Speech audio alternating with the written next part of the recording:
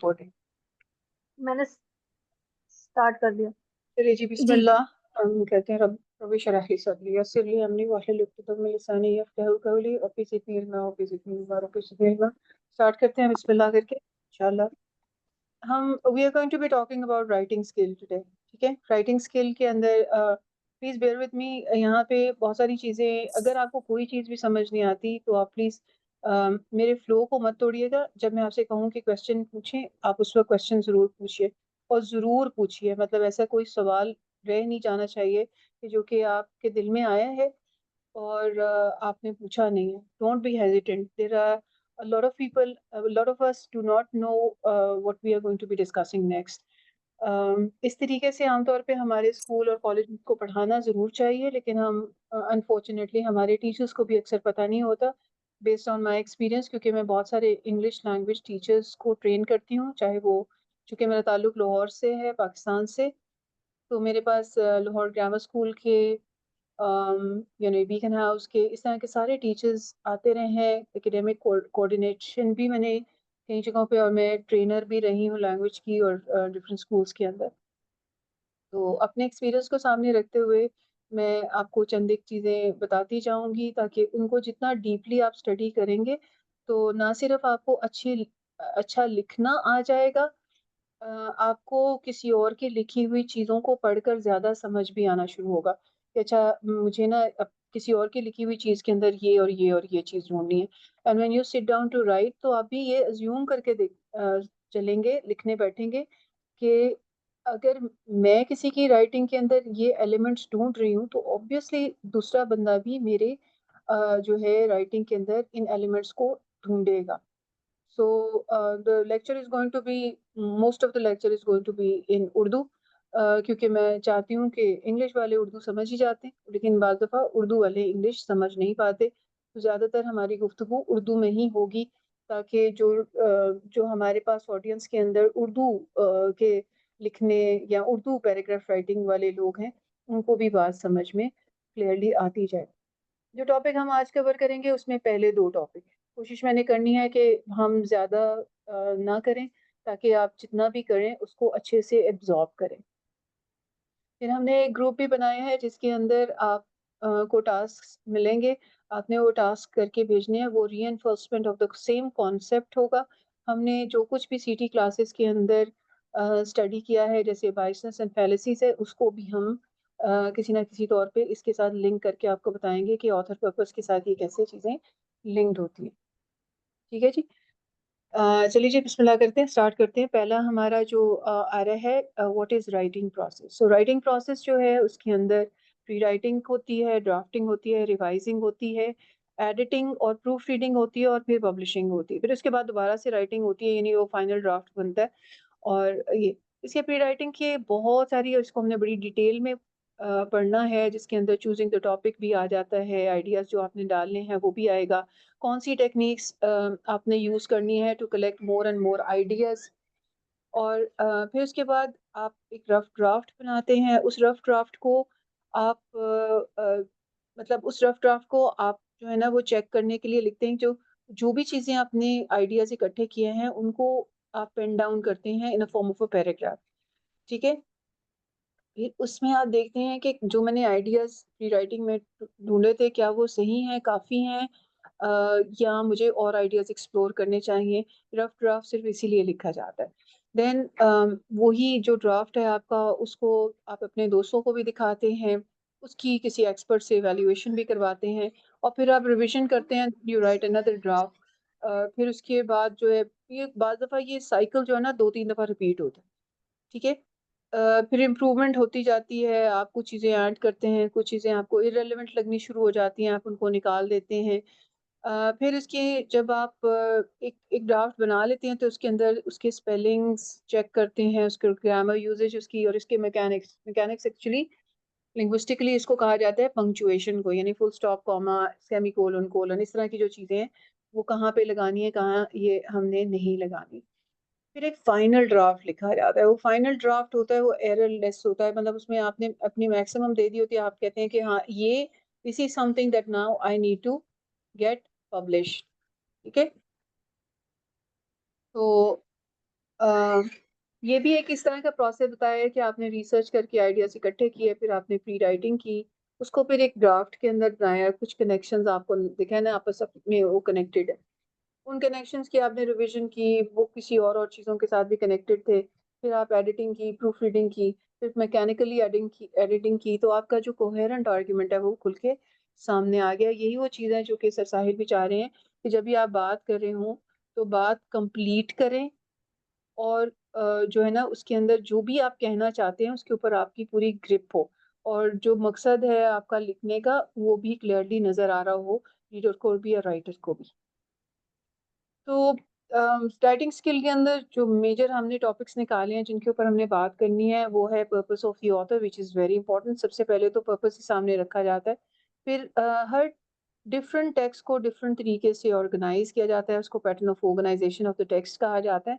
अल्लाह ताला ने कायनात में बहुत सारे पैटर्न दिए हैं और कहा है कि इसके ऊपर तदब्बुर करें, तो हमें भी तदब्बुर करना होता है कि हम लोग देखें शेक्सपियर का अपना पैटर्न ऑफ ऑर्गेनाइजेशन है, चार्ल्स डिकन का अपना है, इस तरह डिफरेंट राइट और अल्लाह ताला की किताब कुरान पाक के भी के अंदर भी पैटर्न्स हैं, तो आपको नज़र आएँगे। सो जो भी चीज़ लिखी जाती है, एक टेक्स्ट की फॉर्म में आती है, उसके अंदर पैटर्न्स होते हैं।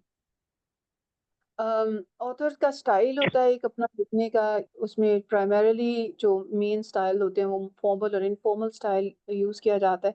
डिपेंड करता है कि राइटर खुद कितना सीरियस है किसी चीज़ के बारे में, तो वो फॉर्मल स्टाइल से लिखता है, एकेडमिक स्टाइल से लिखता है।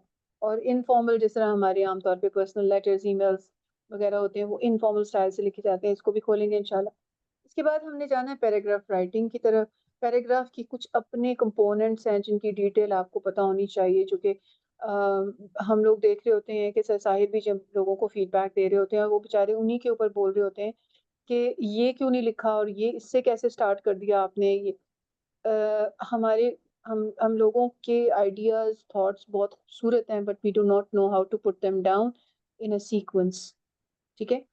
सो इंशाल्लाह ये भी हम यहाँ तक कवर करते हुए जाएँगे। फिर उसके बाद जो टास्क होता है वो ऐसे राइटिंग का होता है where there are number of paragraphs और फिर उसके बाद किसी और की लिखी हुई चीज़ को जब आप क्रिटिक करते हैं, उसको एप्रिशिएट करते हैं, उसके अंदर एरियाज़ ऑफ इम्प्रूवमेंट किसी को बताते हैं, उसका भी एक अपना स्टाइल होता है। अगर कहेंगे तो ये भी आपको पढ़ा दिया जाएगा ताकि आप किसी और का भी जब क्रिटिक करने हो किसी की किताब के ऊपर या किसी के कोई रिसर्च आर्टिकल के ऊपर या इवन किसी की आपने कोई इंटरव्यू सुना है उसके ऊपर या कोई आपको न्यूज़पेपर में आर्टिकल आया, उसके ऊपर आपने क्रिटिक करनी है, तो उसके पैटर्न्स होते हैं, उस तरीके से वो की जाती है। अच्छा ये जितनी चीज़ें हैं कंटेम्परेरी की चीज़ें हैं, इसका मेनली आपको ना दीन से एज़ सच ताल्लुक नज़र नहीं आएगा।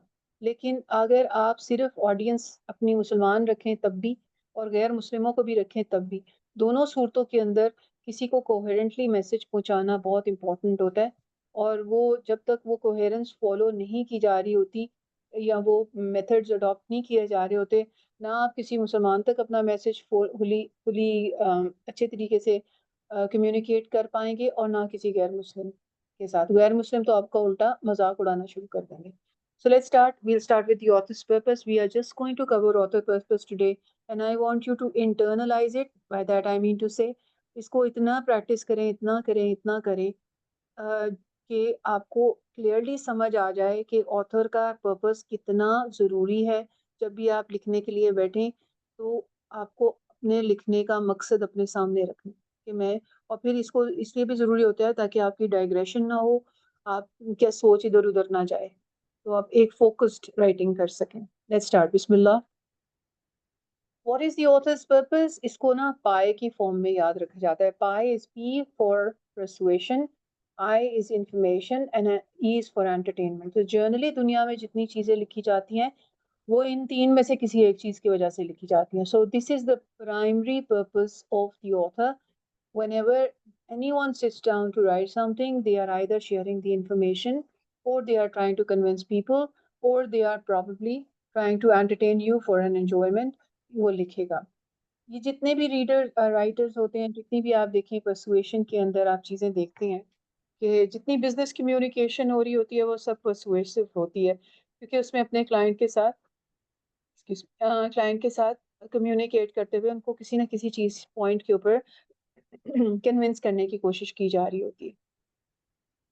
इंफॉर्मेशन के अंदर राइटर जो है वो सिर्फ इंफॉर्मेशन, फैक्ट्स, फिगर्स को डिस्कस करता है।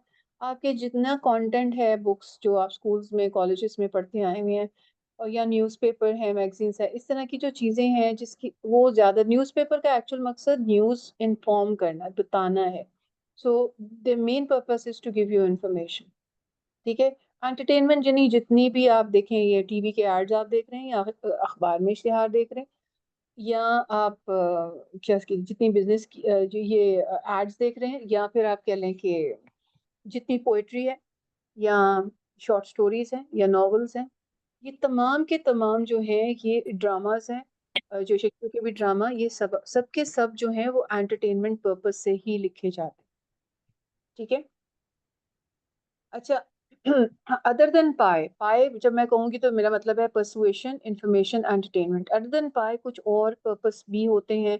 देखिए, मेन हमारा जो कहते हैं प्राइमरी पर्पस जो होता है वो पाए ही होता है। या हम किसी को कन्विंस कर रहे हैं, या इन्फॉर्म कर रहे हैं, या एंटरटेन कर रहे हैं। लेकिन सेकेंडरी पर्पसेस भी होते हैं बाज़ दफ़ा। वो डिस्क्राइब करना भी हो सकता है, जैसे ट्रैवल बुक्स है या नेचर की डिस्क्रिप्शन दी जा रही है, या किसी पिक्चर को डिस्क्राइब किया जा रहा है। ठीक है। या राइटर, और वो डिस्क्राइब करते हुए हो सकता है वो इन्फॉर्म भी करो, इंफॉर्मेशन बेस्ड डिस्क्रिप्शन हो। ठीक है। एक्सप्लेन कर रहा है किसी चीज़ को, कोई रेसिपी बुक है उसके अंदर वो किसी, या फिर कोई साइंस के कोई प्रोजेक्ट्स हैं और वो कोई एक्सपेरिमेंटेशन की गई है, उसको स्टेप बाय स्टेप जो है वो डिस्क्रिप उसके अंदर एक्सप्लेनेशन आ रही है। अपनी फीलिंग्स को, इमोशंस को, डिज़ायर्स को एक्सप्रेस करना जो होता है, जिस तरह आप अपनी डायरीज लिखते हैं या ब्लॉग्स लोग लिखते हैं, ये एक्सप्रेशन भी इसके अंदर आ जाता है। और इंस्ट्रक्ट करना भी होता है कि जब आप देखें कि इंग्लिश ग्रामर की बुक है तो उसके अंदर इंस्ट्रक्शंस दी होती हैं कि ये ऐसे ऐसे ऐसे। ठीक है। इसी तरह यूजर मैनुअल जो है बाइसिकल का मैनुअल जो होता है, अगर आप बाइसिकल लेके आए हैं उसके साथ एक गाइड आएगी, वो कहेगा कि इसको जोड़ना कैसे। रेसिपी बुक के अंदर भी इंस्ट्रक्शंस होती हैं। ये ओवरलैप भी करते हैं, एक जगह पे दो, यानी एक ही मकसद के लिए दो भी इस्तेमाल किए जा सकते हैं। ज़रूरी नहीं कि एक ही हो, यहाँ से हो और वो इन्फॉर्मेशन के लिए डिस्क्रिप्शन दी जा रही है, मगर इन्फॉर्मेटिव बेचर जो प्राइमरी मकसद है वो इन्फॉर्मेशन है, लेकिन प्रोसेस की डिस्क्रिप्शन दी जा रही है। सो कुड ओवरलैप, आपस में दो तीन आपस में इकट्ठे हो सकते हैं। एक ही चीज़ लिखी हुई वो पर्सुएशन भी हो सकती है और पर्सुएशन भी हो सकती है, एंटरटेनमेंट भी हो सकती है, पर्सुएशन हो सकती है, इन्फॉर्मेशन भी हो सकती है। ये आपस में भी ओवरलैप कर रहे होते हैं। ज़रूरी नहीं होता कि सिर्फ एक राइटिंग के अंदर आपको एक ही मकसद नज़र आए। आपको उनके अंदर वो एलिमेंट्स ढूँढने होते हैं, जिसकी गाइड भी मैंने आपको दूँगी कि वो कौन-कौन से एलिमेंट्स आपको ढूँढेंगे, जिससे आपको पता चल जाएगा कि ऑथर क्या करना चाह रहा है। ठीक है। How to find author's purpose, very good question, which is like you have to ask few questions. अपने आप से पूछें राइटर की कंटेंट को पढ़ते हुए, और आप देखें कि जब आप भी लिखेंगे तो आपकी भी जो कंटेंट लिखा होगा, वो ऑथर यही, रीडर जो होगा वो यही सवाल पूछेगा कि is the author, does the author wants me to do, what does the author want me to do after reading. यानी कि ये करके जब मैं पढ़ लूँगा तो राइटर ने क्या कोई ऐसा मुझे ऐसा काम कहा है कि जो मैं करूँ, इसके बाद ये पढ़ के मैं कुछ करूँ। जैसे स्मोकिंग इज़ डेंजरस, एक बात की उसने, it must be banned in public places. तो यहाँ पे वो क्या कह रहा है, एक्शन, कौन से एक्शन की तरफ डायरेक्शन दे रहा है? पर्सुएड कर रहा है कि ये वाला काम इसको बैन कर दो। ये चीज़ आपको बहुत ज़्यादा बिज़नेस के अंदर नज़र आएगी। बिज़नेस का एंडिंग पॉइंट जो होता है वो होता है डायरेक्शन टुवर्ड एन एक्शन। ये प्रोडक्ट खरीद लो, इसको बेच दो, वगैरह। ठीक है। अगला सवाल जो होता है, is the text giving facts, telling a story, और ट्राइंग टू कन्विंस। तो फैक्ट अगर दे रहा है तो जाहिर है वो इन्फॉर्म कर रहा है। जैसे a Great Wall of China 21,196 kilometres long and was built to protect against invasion. तो ये क्या है कि Great Wall of line China की, ये वो नहीं कर रहा कि आपको कन्विंस कर रहा है कि आप वॉल देखने के लिए जरूर जाएं। वो इसके बारे में आपको एक फैक्ट बता रहा है। ठीक है। फिर इसी तरह टेलिंग अ स्टोरी भी होता है कि कोई कहानी सुनाई जा रही है, जैसे कि देखें, Ali laughed as the monkey stole his mango and ran into the jungle. तो ये एक स्टोरी फॉर्म में लिखा गया है। इसका मकसद बेसिकली एंटरटेनमेंट है। तो अगर कन्विंस कर रहा है तो ऑफ कोर्स पर्सुएशन है। ऊपर हमने स्मोकिंग की एग्जांपल देखी है। कुछ और सवाल होते हैं और भी आगे चीजें आती जाएंगी। जैसे क्या, does the author want me to believe or feel? What does the author want? Does the author want me to believe something or feel something strongly? If the answer is yes, then likely to persuade. अगर वो आपको चाह रहा है कि आपको पढ़ के लगा है कि राइटर आपको किसी चीज़ के ऊपर आपका बिलीव चेंज करने की कोशिश कर रहा है और चाह रहा है कि आप कुछ स्ट्रांगली फील करें, अगर हाँ है तो इसका मतलब है वो कन्विंस कर रहा है, परसुएशन पर्पस है मेन उसका। अगर एक न्यूट्रल टोन में लिखा हुआ है उसने कुछ भी, तो फिर इंफॉर्मेशन होगा। और अगर इमोशंस को इन्वॉल्व किया है, जैसे हमने बाइसिस में पढ़ा था ना, एक इमोशनल अपील होती है आपको, ऐसे वर्ड्स बताए हुए हैं जिसमें एम्पैथी या सिंपैथी वाले वर्ड्स ऐड अप किए हैं, तो वो आपको इसकी जो इमेजरी डाली जाती है, लिटरल डिवाइसेस यूज़ किए जाते हैं, फिगरेटिव लैंग्वेज यूज़ की जा रही होती है, जिस तरह उर्दू में हम कहते हैं इस्तिआरे वगैरह, और इंग्लिश में हम कहते हैं जैसे पर्सोनिफिकेशन है, सिमिली है, मेटाफर है, इस तरह की चीज़ें हैं, तो वो आपको एंटरटेन करने की कोशिश करें। ठीक है? ये कुछ सवाल है जो आगे और भी आएँगे आपके पास। अच्छा, अब यहाँ पे हम थोड़ा-सा और तरफ इसको लेके जाते हैं कि अभी हम पाई के ऊपर बात कर रहे थे, पाई के साथ थोड़ी-सी और चीज़ों को रिलेट किया। लेकिन जैसे most of us are from the background जहाँ पे हमें साहिल के मोस्टली यहाँ पे स्टूडेंट बैठे हुए हैं। तो हम लोग ने फैलेसी एंड बायसनेस उनसे पढ़े। तो which is a very good idea कि हम इसको पर्पस के साथ कनेक्ट करें। जब भी आप किसी ऑथर का चीज़ कुछ भी पढ़ेंगे या लिखेंगे, तो ऑथर लिखता है why is the author writing? आप पहले ये ढूँढते हैं। किसी और का लिखा हुआ भी अपने लिखने में व्हाई एम आई राइटिंग? ठीक है? फिर then the author does it, वो अपने मकसद को पूरा करने के लिए कुछ चीज़ें इस्तेमाल करता है, वो होता है फैलेसी या biasness. So how is author trying to achieve his purpose? Is by using biasness and fallacies. ठीक है? तो इसको हमेशा हम इसको कनेक्ट करके इसके साथ देखेंगे कि राइटर ने लिखने का मुझे पता चल गया है कि वो इन्फॉर्म करने की कोशिश कर रहा है। लेकिन कैसे कर रहा है, ये मुझे उसके अंदर बायसनेस भी देखनी पड़ेगी, उसके अंदर फैलेसीज़ को भी चेक करना पड़ेगा। ठीक है? अब यहाँ पे हमारे पास कुछ आ जाते हैं, linking authors purpose with fallacies and biases. Author purpose shape how they write. Persuade. Author wants you to believe and do something. Most likely fallacies जो कि और biases ऐसे यूज किए जाएंगे that make you believe that. ठीक है? Information के अंदर वो सिलेक्टिव फैक्ट्स और फ्रेमिंग करेगा जब आपको इन्फॉर्म कर रहा होगा। ठीक है? और एंटरटेनमेंट के अंदर भी वो एग्ज़ैजुरेटेड फ़ॉर्म के अंदर, यानी ओवर जनरलाइज़ेशन की फ़ैलेसी, इस तरह की चीज़ें, और कैरेक्टर्स के बारे में और इवेंट्स को इस तरीके से पोर्ट्रे करेगा कि यानी एग्ज़ैजुरेटेड फ़ॉर्म के अंदर, और एंटरटेनमेंट होगा मकसद, लेकिन एक अपने मकसद को पूरा करने के लिए वो इन एलिमेंट्स को यूज़ करे, इन फ़ैलेसीज़ और बायसनेस को। ठीक है, कुछ क्वेश्चंस हैं जब हम फैलेसीज़ के हवाले से भी हम देख सकते हैं कि is the author using logic और ट्रिक्स पर्सुएड करते हुए? Are there emotional appeal instead of evidence?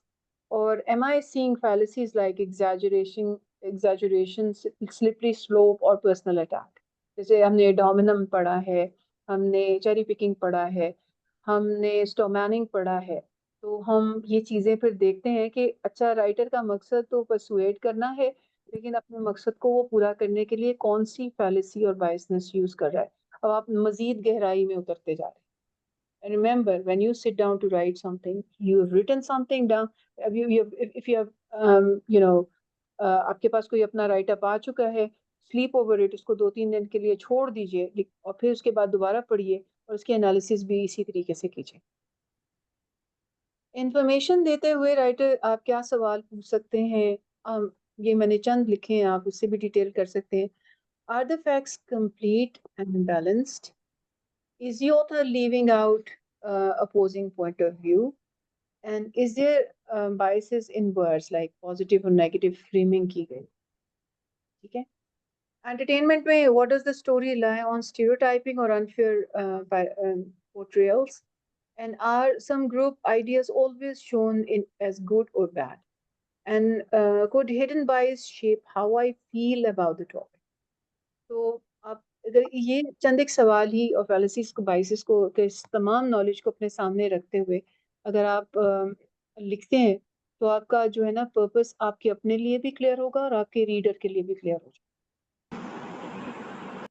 मैं चंद एक मेरे पास फीडबैक आए हैं और मैंने काफ़ी लोगों की चीज़ें पढ़ी भी हैं जो कि हमारे ग्रुप में शेयर हो रही होती हैं। ये चीज़ें हम इनको केटर नहीं कर रहे और इस वजह से हमारी जो रिटन टेक्स्ट होता है वो को मतलब उसके अंदर बहुत सारी चीज़ें लैग कर रही होती हैं अनफॉर्चुनेटली।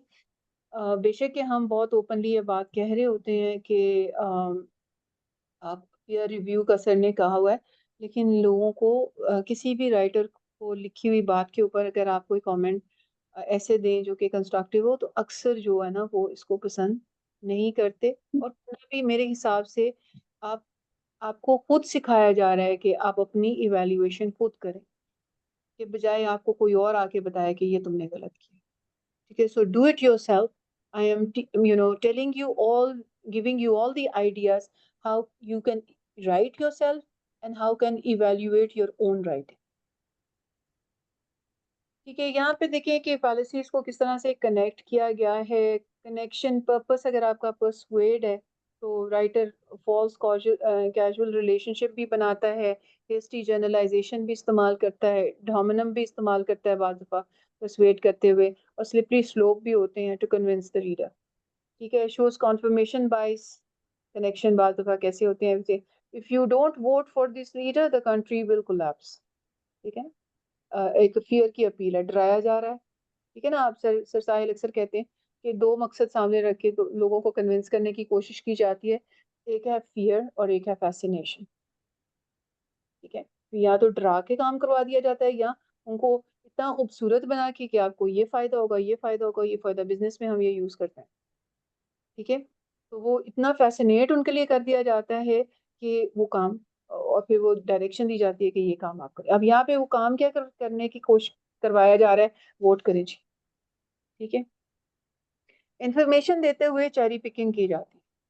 ठीक है, इमरान खान के बारे में सिर्फ अच्छी बातें बताई जाएंगी, बुरी बातों को इग्नोर कर दिया जाएगा। चेरी या फिर कुछ कुछ ऐसे होंगे इमरान खान के बारे में सारी नेगेटिव बातें करेंगे। ठीक है, इसी तरह नवाज के साथ भी, इसी तरह बाकी लोगों के साथ भी चेरी पिकिंग की जाती है। तो ये भी बता रहा होता है कि ये फ्रेमिंग की जा रही है, एक ही तरह के आइडियाज को जो है ना वो इस्तेमाल किया जा रहा है। The study shows x product is safe but ignores के इसके अंदर और कौन कौन से चैलेंजेस मौजूद हैं। एंटरटेनमेंट करते हुए ओवर जर्नलाइज कर दिया जाता है या स्टीरियोटाइपिंग यूज की जाती है। We know what stereotyping is and we know what over generalisation is. May reflect author's cultural और पर्सनल बाइस। ये बहुत इंपॉर्टेंट है, हमारे इलाकों में ये चीजें बहुत ज्यादा हो रही होती हैं।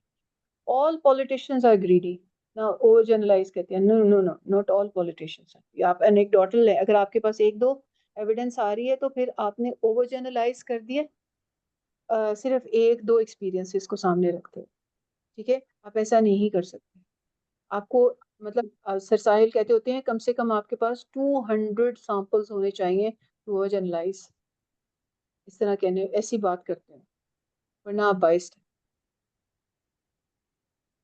ठीक है, यहाँ पे ये कुछ एक्सरसाइज है खैर की, तो बहुत ही सिंपल सी एक्सरसाइज है। If you want to do it, जैसे बुक रिपोर्ट क्यों लिखी जाती है, या एक स्टोरी क्यों बताई जाती है, या इंस्ट्रक्शन बुकलेट जो है वो है एक, बताएं जरा इसके लिए बुक रिपोर्ट क्यों लिखी जाती है जी,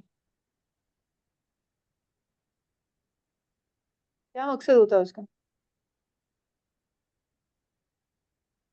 To inform. inform। Okay, can you think of any other purpose. Book report में मेन आइडिया और फीडबैक भी होता है, रिव्यू भी दिया जाता है। परसुएशन भी आता है ना। परसुएशन भी आएगा जी। बुक रिपोर्ट के अंदर बाज दफा आपने किसी और की किताब पढ़ी है और आपने उसके ऊपर एक रिपोर्ट बनाई है, और उसमें आप जो हम ये क्रिटिक राइटिंग के अंदर आती है चीज़ें, आपने समराइज किया है किताब को, उसके बाद आपने उसकी अच्छी और बुरी चीज़ें जो है वो सामने रखी हैं, और उसमें बहुत सारी चीज़ें आती हैं जो कि हम आपको पढ़ाएंगे भी, उसके बाद आपको थोड़ा बहुत क्रिटिक का भी बता देंगे। जब वो कंप्लीट हो जाएगा उसके बाद हम क्रिटिक की तरफ जाएंगे। बुक रिपोर्ट के अंदर आप हर एलिमेंट्स को डिस्कस करते हुए जाते हैं, उसके बाद आप एंड पे रीडर को कहते हैं कि whoever is reading the book report उसको कहते हैं कि it's a good book, you should also read. या फिर आप कह देते हैं कि ये फलां जो एज ग्रुप के बच्चे हैं ना, उनको ये नहीं पढ़नी चाहिए। यानी आप ना किसी तरीके से उसको परसुएशन की तरफ लेके आते, you convince them to read it और you ask them not to read it. ठीक है। अच्छा, story read in the school from the writer of the week, तो any kind of story is what? Entertainment. Entertainment, yes. अच्छा, instruction booklet किसके लिए होती है? कोई बाइसिकल को भी मैंने एग्जांपल दी भी थी, ये वाली मेरे ख्याल ये तो इंफॉर्मेशन में आएगा। इंफॉर्मेशन के अंदर आ जाएगा जी। डायरेक्शन 13 को देखिए, direction of taking medication. Doctor की प्रिस्क्रिप्शन किसके लिए होती है? ये तो परसुएशन होगा। वो भी इंफॉर्मेशन के लिए है बेसिकली। अच्छा, advertisement for number 3, advertisement for Coca Cola, Persuasion. that is persuasion.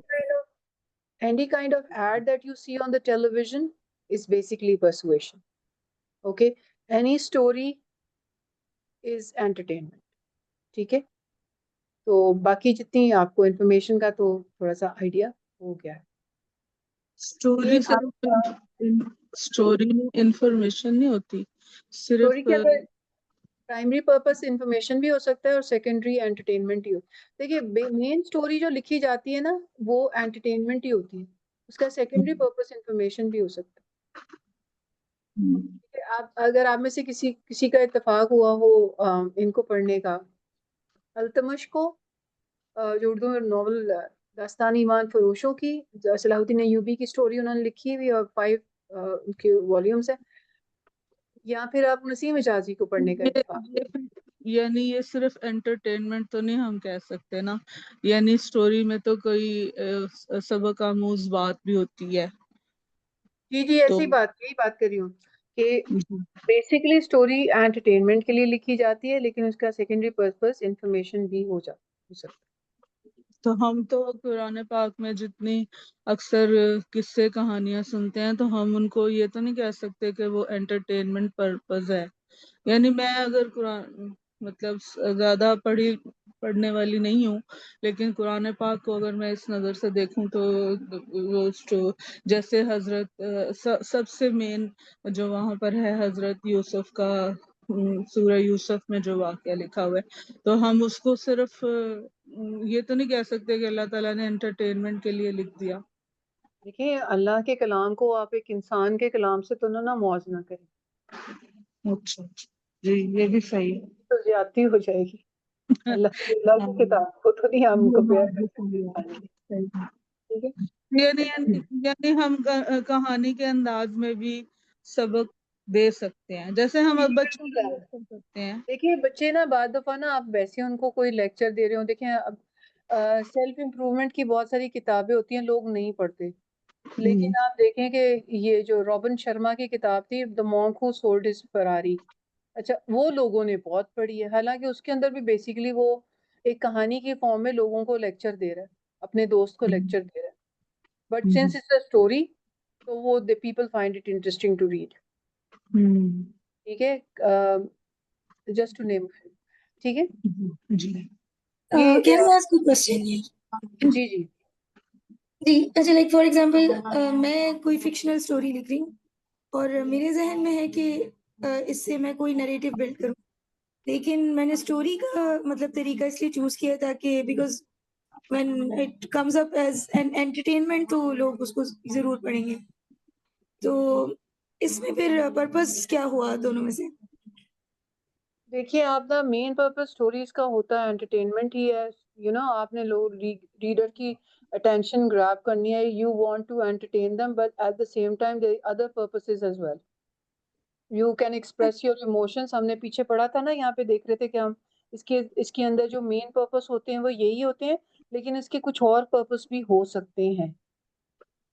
ठीक है, वो इनके साथ लिंक और ये ओवरलैप भी करते हैं। ठीक है, ये ओवरलैप भी करते हैं। सबक ये आमोज फिर कहानियां, कहानी जो लिखने की, देखिए हमें कोई बच्चों को बात समझाने के लिए भी ना कोई एक रियल स्टोरी सुनानी पड़ जाती है, और बाज़ औक़ात फिक्शनल फर्जी कहानियां भी सुनानी पड़ती है, तो फिक्शन से भी, तो वो आप एनालॉजी देते हैं इस वजह से हैं ताकि लोग जो है ना, एंटरटेनमेंट भी उनकी होती जाए, और वो जो एक स्टोरी फॉर्म के अंदर चीजें होती हैं ना, वो याद रह जाती। सही। मेरे जैसे लेकिन ऐसी नज़म याद रह जाती है, नज़म की फॉर्म में कोई चीज हो तो वो याद रह जाती है, ये भी बात है। और हाँ जी, देखिए ना इससे मैं शेक्सपियर ये है ना, भी उसने शेक्सपियर ने इतने ज्यादा ड्रामे लिखे, उसमें कुछ हम्म, कॉमेडीज हैं और कुछ ट्रेजेडीज हैं, और बड़ी खतरनाक किस्म की ट्रेजेडीज हैं, हम्म, और हम्म, मगर उसका मेन पर्पस एंटरटेनमेंट ही है। हम्म। यानी ये भी हो सकता है कि एक पढ़ने वाले पर या देखने वाले पर भी तो डिपेंड करता है ना, कि वो उसमें से क्या चीज को पिक करता है, यानी उसके जहन में क्या चीज जाती है। अगर तो वो एंटरटेनमेंट ही के बाद उसके अंदर कोई सबक उसको नहीं मिल रहा, तो फिर वो यानी ये एंटरटेनमेंट के पर तौर पे अगर हम इसको रिलीजियसली देखें तो क्या सिर्फ एंटरटेनमेंट के लिए कोई चीज को लिखना जायज होगा? यानी अगर आपका ये मकसद इसमें ये नहीं है लिखते ही है कि ना लोग, देखें बेशक वो अलग बात है रिलीजन, ये मैं देखिए मैं तो नहीं आपको कह रही कि आप लिखें, मैं आपको ये हम्म, सिर्फ बता रही हूँ कि इस मकासद के लिए लिखा जाता है। मैं कुरान ओके, पाक में जब आप आई थिंक सूरत अहज़ाब की, करेक्ट मी इफ आई, यानी हम जी हाँ सूरत आप अहज़ाब की आयत एक दी जाती, बताई जाती, सॉरी टू कट यू, मैं हम्म, सूरत अहज़ाब के अंदर एक वाक़या जहाँ पे वो बताया कि लव्हुल हदीस के बारे में जिक्र आता है, उसकी डिटेल जो उलमा हम्म, आमतौर पे देते हैं, मैं मौदूदी को पढ़ा है। वो कहते हैं कि हम्म, ऐसी किस्से कहानियां जो कि फिक्शन है, जिनके अंदर रियलिटी मौजूद नहीं। आपके यहाँ सिंड्रेला की कहानी है, और इतने हम्म, इस किस्म की और बहुत सारी कहानियां हैं जो कि हम्म, फिक्शन है। लेकिन जब हम कोई किस्से ऐसे सुनाते हैं अपने बच्चों को, वैसे भी थोड़ी सी साइकोलॉजी पढ़ने का इत्तेफाक, चाइल्ड साइकोलॉजी पढ़ने का इत्तेफाक हुआ है, तो हम्म, हमारे उस्ताद ने वो ये हमें कहा करते थे कि बच्चे को ना रियल कहानी सुनाया करो, फिक्शन ना सुनाया करो। रियल कहानी के हम्म, साथ जैसे आप उनको ना सहाबा की कहानियां सुनाएं, ठीक है, हम्म, या आप उनको फरिश्तों की बातें बताएं, क्योंकि वो फेरीज नहीं है, वो रियल में एग्जिस्ट हम्म, करते हैं, ठीक है। सो इट हम्म, डिपेंड्स कि आपने बच्चों को किन के साथ कनेक्ट कर दिया। अब मकसद है कि हम इधर यहाँ ये नहीं देख रहे कि ये हम ये हमारी बहस ही नहीं है कि ऐसा करना चाहिए या नहीं करना चाहिए, हम ये देख जी, रहे हैं क्या हो रहा है, ओके ओके, हाँ जी, ये भी बात सही है आपकी। ठीक है। ठीक है, जी जी, जज़ाकल्लाह खैर। अच्छा, मेरा इसमें क्वेश्चन है कि जैसे जी स्टोरी टेलिंग में हम इंटरटेनमेंट के लिए कर रहे हैं, बट बैक एंड पे हमारा एक नैरेटिव है जिसपे हम अगले इंसान को कन्विंस करना चाहते हैं, तो हम इंटरटेनमेंट को यूज करके उसको अपने नैरेटिव पे कन्विंस कर रहे हैं, तो ये परसुएट में नहीं आएगा फिर उसका पर्पस? वो देखिए ना, प्राइमरी पर्पस हम्म एंटरटेनमेंट रहेगा, सेकेंडरी हम्म। पर्पस पर्सुएशन आ जाएगा। तो ये हम किस बेसिस पे ये डिसाइड कर रहे हैं कि हमारा प्राइमरी पर्पस ये है और ये सेकेंडरी पर्पस? स्टोरी टेलिंग होती, स्टोरी टेलिंग जैसे कुछ आप ना कभी कभी स्टडी करिएगा इस एंगल से कि ये जो ये पाए है ना, ये किसके लिए लिखा जाता है, पाए के अंदर पर्सुएशन या एंटरटेनमेंट जो है उसके अंदर कौन कौन से एलिमेंट आते हैं। जर्नली पूरी दुनिया का देखिए, मैं अपनी अपने एंगल से नहीं आपको बता रही, जर्नली एंटरटेनमेंट के अंदर स्टोरी टेलिंग आती है। तो स्टोरी आपकी रियल हो और वो कितनी खतरनाक हो, जैसे आप वो आपने, I don't know whether you have read that novel When Breath Becomes Air, वो इतनी खतरनाक स्टोरी, मैंने मतलब नॉवल है, मैंने पढ़ना शुरू किया, मैंने आधा पढ़ के मुझे इतना डिप्रेशन आया, लेफ्ट था, मैंने पढ़ना छोड़ दिया, ठीक है। ये कैसा मतलब कहानी, बंदा कहानी पढ़ता है कोई एंजॉय करने के लिए, ये किस किस्म की कहानी है जिसके अंदर इतना डिप्रेशन, वो बंदा जो है मर रहा है। इसी तरह एक और बुक है विच इज बड़ी सबक आमोज किताब है और ट्रू स्टोरी है, वो है ट्यूसडे विद मॉरी। ये रियल कहानी, When Breath Becomes Air and Tuesday, both of them are real stories, और दोनों, एक उस्ताद होते हैं मौरी, वो अपनी कहानी सुनाते हैं अपने स्टूडेंट को, हर ट्यूसडे को बुलाता है और बताता है कि मैं ना मतलब मरने के करीब जा रहा हूँ, मैं क्या फील कर रहा हूँ, और उसने ऐसी ऐसी अच्छा, सबक आमोज उसमें बातें की हैं which are really good to read, my point it's is really कि good to story read telling, that book. Sorry, but story telling एक जी स्टोरी एक मिनट टेलिंग एक में बात पूरी टूल कर या लूँ। टेक्निक? Okay okay. देखिए ये जो कहानियां है ना, है तो कहानियां, बेशक हम्म उनके अंदर इतनी ट्रेजेडी है, लेकिन है हम्म हम्म, ओके ठीक है। ये जी ओके। प्लीज हाँ, मैं आस्क ये कह रही थी कि अगर ऐसे ऐसे हम देख सकते हैं इसको कि स्टोरी टेलिंग इट्स मतलब एक टूल है, टेक्निक है, उसको आप अब एंटरटेनमेंट उसमें आप फैक्टर्स का उसमें चीजें ज्यादा करके उसको एंटरटेनमेंट की तरफ लेके जाएं, उसमें आप नैरेटिव बिल्ड करना चाहते हैं, उसके पीछे कोई पर्पस रख दें, तो story is not like technique है या टूल है, आप इसको जिस तरह से इस्तेमाल करें। जी जी बिल्कुल ऐसी ओवरलैप होती है, मैं बार बार ये रिपीट कर रही हूँ, ये आपस में इंटरलिंक्ड है। हम्म आपस में जुड़े हुए हैं, इनको आप अलग अलग नहीं कर सकते। अब मैं आपको बता रही हूँ कि एक डिस्क्रिप्टिव राइटिंग होती है, वो डिस्क्रिप्टिव राइटिंग तो नैरेटिव राइटिंग के अंदर भी डिस्क्रिप्शन आएगी, और प्रोसेस डिस्क्रिप्शन भी आ जाती होती है, स्टोरी डिस्क्रिप्शन भी आ जाती है, पर्सनालिटी डिस्क्रिप्शन भी। वो एक चीज है, वो हर जगह इस्तेमाल होती है। सो वी आप एकदम से उनको सेगमेंट्स में डाल के अलग अलग नहीं कर सकते। ओके, दे आर ठीक ऑल है। इंटरकनेक्टेड। ठीक है, अच्छा, जज़ाकल्लाह। वही है। और ये हमने कर लिया। अगला देखते हैं। चाहिए हमारा ये भी हो गया। अच्छा, यहाँ पे आप देखें कि यहाँ पे पर्पस और फैलिसीज वगैरह ये आपको समझाया गया। परसुएड करना होता है, आगे इनकी मिसालें भी दी हैं, और कैसे ये बाइस आपको नजर आती है। जैसे आप कहते हैं all politicians are corrupt, only showing one side of the story. ठीक है। और फिर ये स्लिपरी स्लोप में if we allow this disaster will follow. तो ये देखें लोडेड वर्ड्स है, जैसे हीरो, इविल, करप्ट, इस किस्म के वर्ड इस्तेमाल करना। फिर ignoring evidence against their argument. ठीक है, एविडेंस नहीं दे रहे अपने आर्ग्यूमेंट के अगेंस्ट। तो ये आपको बाइसनेस राइटर की नजर आती है। So please when you sit down to write, please revise the biasness, जो सर ने पढ़ाए हुए हैं हमें सारे कॉन्सेप्ट बाइसनेस और फैलिसीज के, so that when you are writing आपकी बाइसनेस नजर नहीं आनी चाहिए कि आप बाइस्ड होके। अब देखिए हमारे साथ अनफॉर्चुनेटली ये हो रहा है कि हम ना सिर्फ मुसलमानों के लिए लिख रहे हैं। अगर मतलब फॉरगिव मी अगर मैंने आपकी दिल आजारी किया तो, लेकिन ज्यादातर राइटर जो कुछ भी लिख रहे हैं ना, वो मुसलमानों के लिए लिख रहे हैं। You are not targeting bigger audience. जो मैं कंटेंट पढ़ रही हूँ, जो हमारे ग्रुप में शेयर हो रहे हैं, that is not for masses. Only Muslim are going to read and they get convinced. गैर मुस्लिम नहीं पढ़ेगा उसको। So we are not targeting them, हमने उस ऑडियंस को टच करने की कोशिश भी नहीं कर रहे, और हमें ये एंगल भी नहीं समझ आ रहा है कि हम उस ऑडियंस को कैसे टच करें। ठीक है। सो गो फॉर बिगर ऑडियंस। ये ना मुसलमान को अच्छा बनाना अच्छी बात है। आप मुसलमान को मतलब मुसलमान के साथ जो है ना, उसकी उसकी इस्लाह के लिए कुछ भी लिखवा रही है, ठीक है, लेकिन हैव अ बिगर पर्पस। ठीक है, have a bigger purpose in your mind. बड़ा सोचें, बड़े ये तो ऑडियंस के। क्वेश्चन है कि फिर बिगर पर्पस को हम कैसे अनबाइज होकर, हम एक मुसलमान है, उसके कॉन्सेप्ट्स हैं, तो अगर वो उसके अगेंस्ट तो नहीं लिख सकता ना एटलीस्ट। मैं देखिए अगर मुस्लिम हूँ उस्मान, या उस्मान मैं आपको अनवाइज होके नहीं, उन आपको ना जरा पढ़ना ज्यादा पड़ता है। इट इज नॉट दैट कि आप उनके फेवर में लिखेंगे, आपको रीडिंग ज्यादा करनी पड़ेगी। आपको उनके पेन पॉइंट्स ढूंढने पड़ते हैं। हम्म उसके लिए you have to really work hard.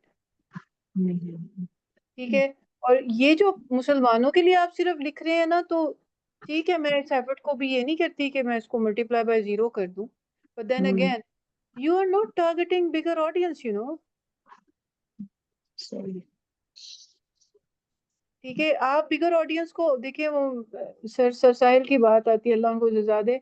वो कहते हैं कि अपने दुश्मन को बड़ा रखोगे तो बड़ा बड़ा काम करोगे ना। दुश्मन बड़ा रखो, और अपने दुश्मन हम उसको छेड़ ही नहीं रहे ना, हम उस ऑडियंस को ही नहीं टच कर रहे। और हम बायस्ड होके तो उनके लिए कुछ भी नहीं लिख सकते, कुछ भी नहीं लिख सकते। बायस्ड बंदा कुछ भी नहीं कर सकता। आपको इसीलिए मतलब मेरी अक्सर जो बात हो रही थी लोगों से, मैं उनसे यही कह रही होती हूँ कि देखो, तुम लोगों ने ना सिर्फ अपनी ऑडियंस ना मुसलमान बना लिया है। तुम इसलिए क्यों नहीं लिख रहे कि किसी गैर मुस्लिम ने भी ये पढ़ना है, तो उसको इतना आप, मैं नहीं कह रही अट्रैक्टिव ना, लेकिन उनके पेन पॉइंट्स को टच करो। देखिए, जब तक ससाइल कहते होते हैं कि जब तक हमें बड़े मसाइल का पता नहीं चलता, तब तक हम उसके सोल्यूशन नहीं ढूंढते। लोग आपके पास खुद आएंगे अगर आपको बड़े मसले का पता है, और आप उसके ऊपर बात भी करें, और आपके पास उसका कोई सोल्यूशन भी है। जी हाँ, नहीं। जी अस्सलाम वालेकुम। मुझे ये पूछना था जी मुझे ये पूछना था कि जैसे आप बोल रही हैं ना कि प्रॉब्लम जैसे जो की वेस्ट में आवाज कम हो यहाँ गई है। हाँ, नहीं, जरा स्पीक अप। अब आ रही है आवाज मेरी? आपकी आवाज ना दूर से आ रही है, क्लियर आवाज नहीं आ रही। हेडफोन का इशू है थोड़ा। जी जी हाँ, वो अब आ रही? जी जी हाँ, वो मैं पूछ रही थी, जैसे आप बोल रही है ना, जो वेस्ट वगैरह में जैसे बहुत जितने भी प्रॉब्लम्स चल रहे हैं, हमारे यहाँ भी चल रहे हैं, पर वहाँ पे जितने भी चल रहे हैं, तो अगर हम लोग उनके प्रॉब्लम्स आइडेंटिफाई करके और उनको अगर इस्लामिक सॉल्यूशन दें, मतलब इस्लामिक ना लिखकर उसका टैग ना लगाएं, पर वही सॉल्यूशन दें, तो वो बायस्ड होगा या फिर वो इसी तरीके से ही काम करना है हमें? देखिए हानि, हमें हमारे हमारे हमारा ये मानना है कि हमारे दीन में हर चीज का सलूशन है, ठीक है, मगर हमें उनकी ग्रामर अंडरस्टैंड करनी होती है कि हमारे दिए हुए सलूशन वो किस ग्रामर में अंडरस्टैंड करेंगे, ठीक है। हमें जी। वो अल्फाज बोलने होते हैं जो उनको समझ में आए। आपको उन्हीं की किताबों से रेफरेंसेस भी देने होते हैं, ठीक है। मतलब वर्डिंग्स उनकी यूज करें, पर सॉल्यूशन जैसे हम लोग अपने उससे देंगे तो वो फिर बायस नहीं होगा। जाहिर। जी, यही कह रहे हैं ना? जी देखिए, बाइस्ड होता है जहाँ बैलेंस आउट हो जाते हैं चीजों का। जब आप उनकी किताबों से ही उनको सोल्यूशन देंगे जिनके ऊपर वो खुद भी बिलीव करते हैं, लेकिन आप लेंस चेंज कर देंगे, उनको एंगल और दिखाएंगे, ठीक है ना, किसी और एंगल से उसको फोकस करके दिखाएंगे। तो आपने उनकी किताब में से उन्हीं के लेंस उन्हीं उन्हीं की चीजों को दिखाया, लेकिन एक अलग लेंस से। तो अगर आप बाइस्ड होंगे ना तो वो फ्लेयर अप होंगे, आपको नजर आएगा। सही। मैं वैसे एक एग्जांपल देके जैसे कंफर्म कर लूं। जी बताइए। जैसे अगर जैसे वहाँ पे मतलब बहुत बेहयाई और जैसे अफेयर्स वगैरह बहुत फैल रहे हैं ना, तो उन्हीं के आर्ग्यूमेंट से अगर जैसे फिर दूसरे नुकसान हो रहे हैं उनको, तो उन्हीं के रिपोर्ट्स और उन्हीं की कॉन्स दिखा के, इन्हीं सारी चीजों के दिखा के फिर हम लोग जैसे इस्लामिक सॉल्यूशन दें या बताएं जी ना अगर उनको, तो फिर वो बायस नहीं होगा ना। आप इसी तरीके से कह रहे हैं ना? जी ऐसे ही है, ठीक है, हमारा हाँ। दीन तो पहले ही ये बात कहता है। जी जी। हमारे मगर पास तो अगर इसका हम लोग, जी जी, जी जी बताइए। मैं बोल रही थी मतलब उसको इस्लामिक तरीके से ना लिखें कि हमारा दीन ये बोलता है, पर उनको उन्हीं के प्रॉब्लम्स बता आप बता उन्हीं के की उनका सोल्यूशन स्टैटिस्टिक्स करें। से ये कंक्लूड करें, आप उन्हीं की स्टैटिस्टिक्स से और उन्हीं के आर्ग्यूमेंट से ये कंक्लूड करें कि इस्लामिक सोल्यूशन या लॉजिकली या कॉमन सेंस के थ्रू जो सोल्यूशन के ऊपर आप आ रही हैं और जो जिससे वो भी कन्विंस हो रहे हैं, फिर आप उनको दिखाएं कि भाई यही सोल्यूशन देखिए इस्लाम ने दिया है, और फिर आप उसको एलैबोरेट करें कि इसमें और भी क्या क्या एडिशंस हैं, ये presented as the better alternative. ये आप कर सकती हैं। सही, मतलब वो फिर बायस नहीं है। ठीक है, जज़ाकल्लाह। यहाँ पे ये देखिए कि ये ना मुख्तलिफ आपको एग्जांपल्स दी गई हैं और उसमें बताया गया है कि किस तरह से फैलेसीज और बाइसेस को यूज किया गया है इंफॉर्मेशन को डिस्टॉर्ट करने के लिए।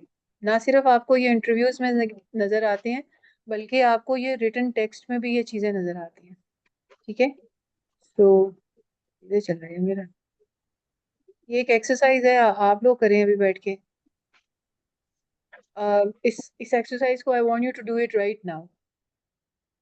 टेक अ मिनट और two, I am giving you 5 minutes, exactly 5 minutes के बाद ना मैं आपको इसके answers show करवाऊंगी।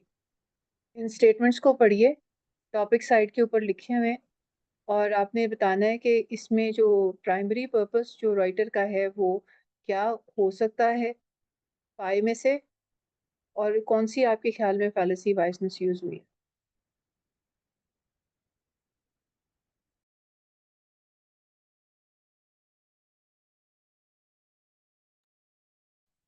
Heera, I think इसको ओरली भी किया जा सकता है, कि आप पढ़ दें and then you ask for suggestions from the audience.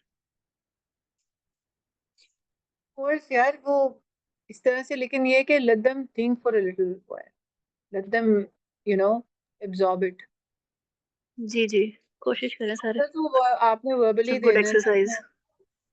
Thank you. Ji.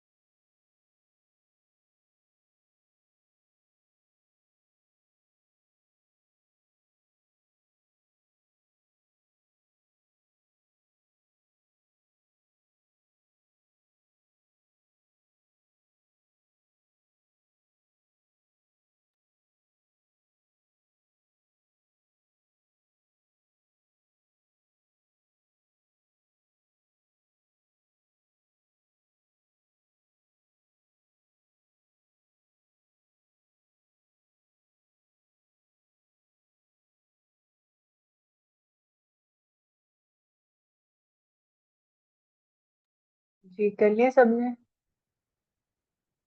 Let's check the answers.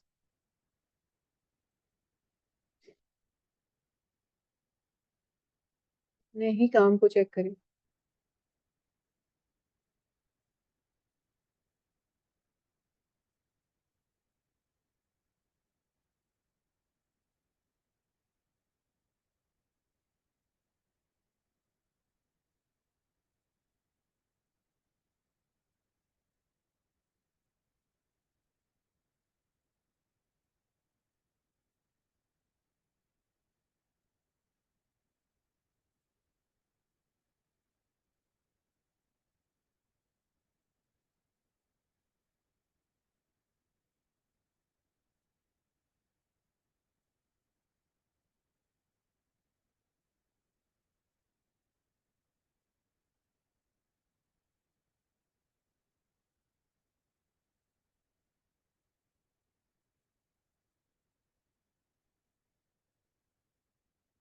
जी सबने कर लिया जी, चेक भी कर लिया। See if you have any question.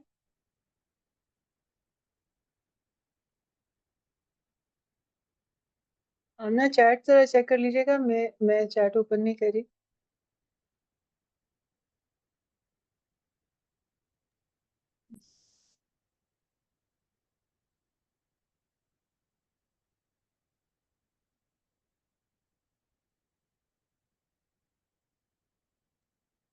Done के मैसेजेस आए हैं, वो सबमिट कर लिया।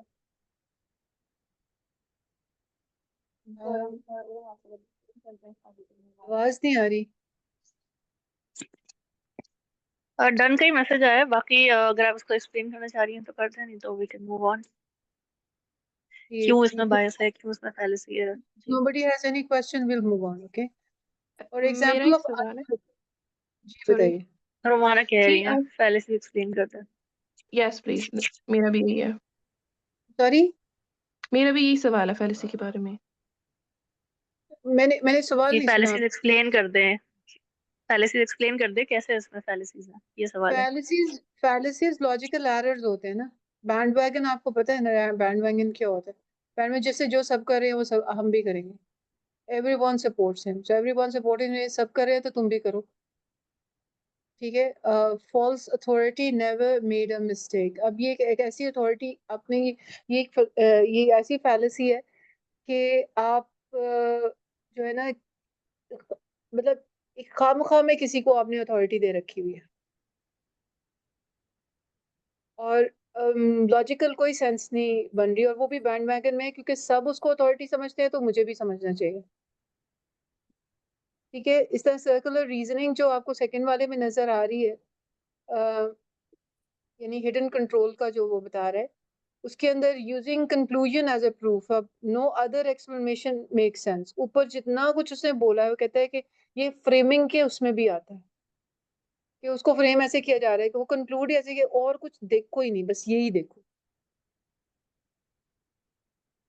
ठीक है। फिर अगला में भी बैंड वैगन आ रहा है, चूंकि सब कर रहे हैं तो तुम भी करो। अपील टू फियर, ये मैंने आपसे कहा था ना, फियर और फैसिनेशन होती है। फियर इज मिसिंग आउट, सो यहाँ पे डोंट बी लेफ्ट आउट, डराया जा रहा है।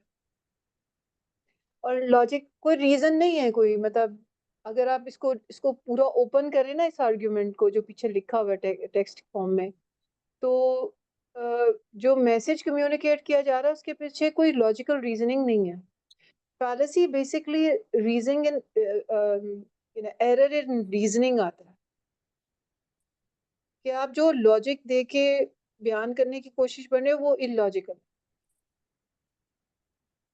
ठीक है। फोर्थ वाले के अंदर फॉल्स एनालॉजी है, इसके अंदर बुक्स को वेपन कह के फिर उसको खाम खाम में कंपेयर किया जा रहा है, जिसका थिंग्स, और वो मेटाफोरिकली किया जा रहा है, मेटाफोरिकली किया जा रहा है, actually it doesn't make sense. ठीक है।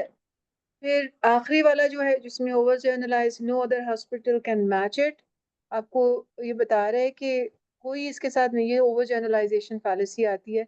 ऐसे कैसे हो सकता है कि no hospital can match it, और रीजन भी कोई नहीं दी क्यों।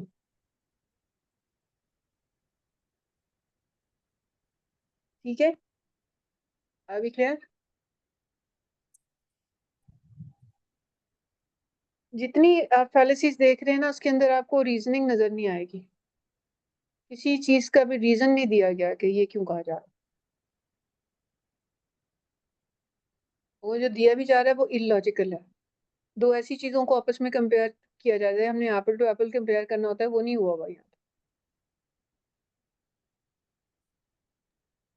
तो ये बेसिकली उनके ओपिनियंस होते हैं जो वो चाहते हैं कि आप मान लें, बट उसके पीछे वो कोई ना लॉजिक देते हैं, ना आपको एविडेंस देते हैं, ना स्टैटिस्टिक्स देते हैं। बस उनकी लैंग्वेज इतनी चार्ज होती है, इमोशनली चार्ज होती है, कि आपके ऊपर एक इमोशनल असर पड़ जाता है कि नहीं भाई, सामने वाले बंदे ने ऐसे लिखा है इतनी अथॉरिटेटिव टोन के साथ या फिर इतने कॉन्फिडेंस के साथ, तो आप मान लेते हैं कि भाई ये बात है। अगर आप ये नहीं देख पा रहे हैं कि उसमें कितने चीजें मिसिंग है, कि उसमें कोई एविडेंस नहीं है, कोई क्लेम नहीं, वो नहीं है, सपोर्टिंग कोई आर्गुमेंट नहीं है, फिर भी बस उन्होंने लिख दिया। तो if you know these things कि इसको कैसे स्पॉट करना है, तो आप फिर you don't fall for these arguments.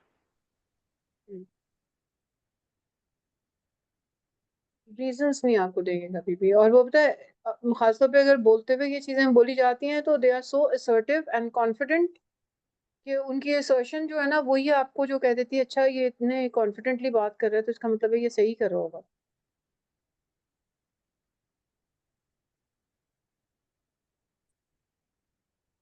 So, yeah, आगे चलते हैं जी। अगर हम कुछ रीजन देख लेते हैं अनक्लियर पर्पस के साथ। इसके अंदर भी जो आपको एग्जांपल्स यहाँ पे मिल रही हैं, वो सारी इसके अंदर देखें कि राइटर ने लिखा है, ग्रामेटिकल एरर्स आपको नजर नहीं आ रहे, ना स्पेलिंग एरर्स नजर आ रहे हैं, लेकिन एरर्स क्या नजर आ रहे हैं वो नीचे लिखे हैं। यहाँ पे पर्पस क्लियर नहीं, ना समझ आ रही है कि राइटर इन्फॉर्म कर रहा है हिस्ट्री के बारे में, ना पता चल रहा है कि वो क्रिटिसाइज कर रहा है पॉलिटिशियंस को, और ना ही पता चल रहा है कि वो एक स्टोरी टेलिंग कर रहा है। It's not clear. Many politicians promise to work for people, but history shows that most are interested in their own power. Still, some leaders have done great work and inspired nation. So, पाए के अंदर से भी चीजें clear नहीं है, बाकी तो छोड़ ही देना। सबसे पहले हम पाए को चेक करते हैं, पाए में से कौन सा पर्पस है। ठीक है, a world system hidden orders के the world's economy works like a giant machine controlled by few hidden gears. Some say it is just free market forces, others whisper about secret groups. Now here the information is not clear about economics. जो information दी जा रही है वो भी clarity वाली नहीं है, नहीं पता चल रहा है कि this is information, ना पता चल रहा है कि वो हिडन कंट्रोल्स के बारे में बता रहा है कि वो पर्सुएड कर रहा है, कन्विंस करने की कोशिश कर रहा है, और ना ही ये कोई मिस्ट्री, यानी ये जो सीक्रेट ग्रुप्स के बारे में बताया जा रहा है, ना ही ये कोई इंटरेस्टिंग एंटरटेनिंग एनालॉजी या स्टोरी नजर आ रही है। हमें कुछ समझ नहीं आ रही राइटर कहना क्या चाह रहा है या करना क्या चाह रहा है। और ये इस किस्म के हमारे पास सारे हैं जो आप लोग शेयर करते हैं ना। अच्छा जी, advertisement fill our screens every day. They tell us what to buy, what to eat, and even what to think. Maybe that is why so many people feel unhappy.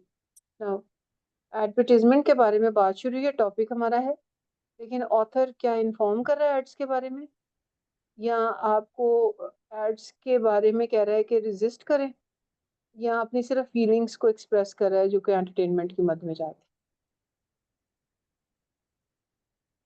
तो नॉट क्लियर।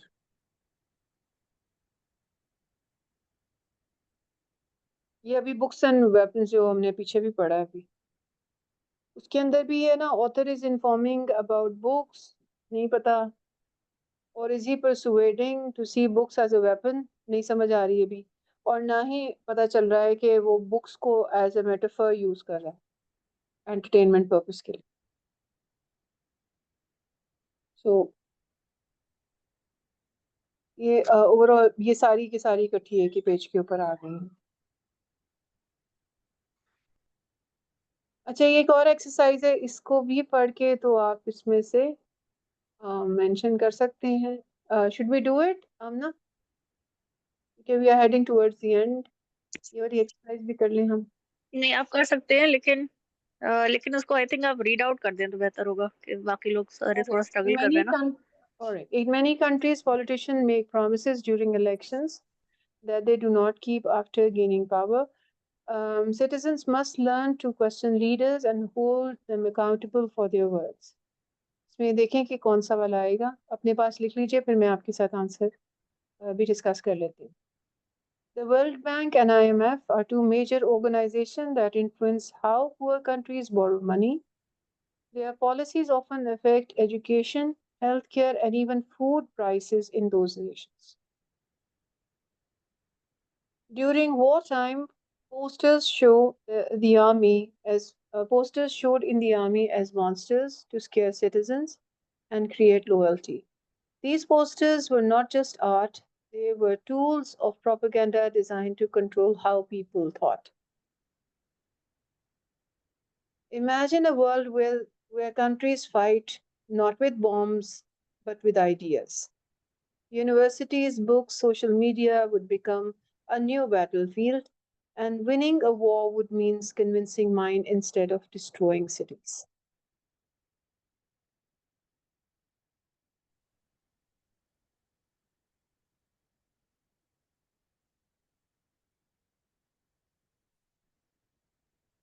इनके answers check कर लेते हैं हम।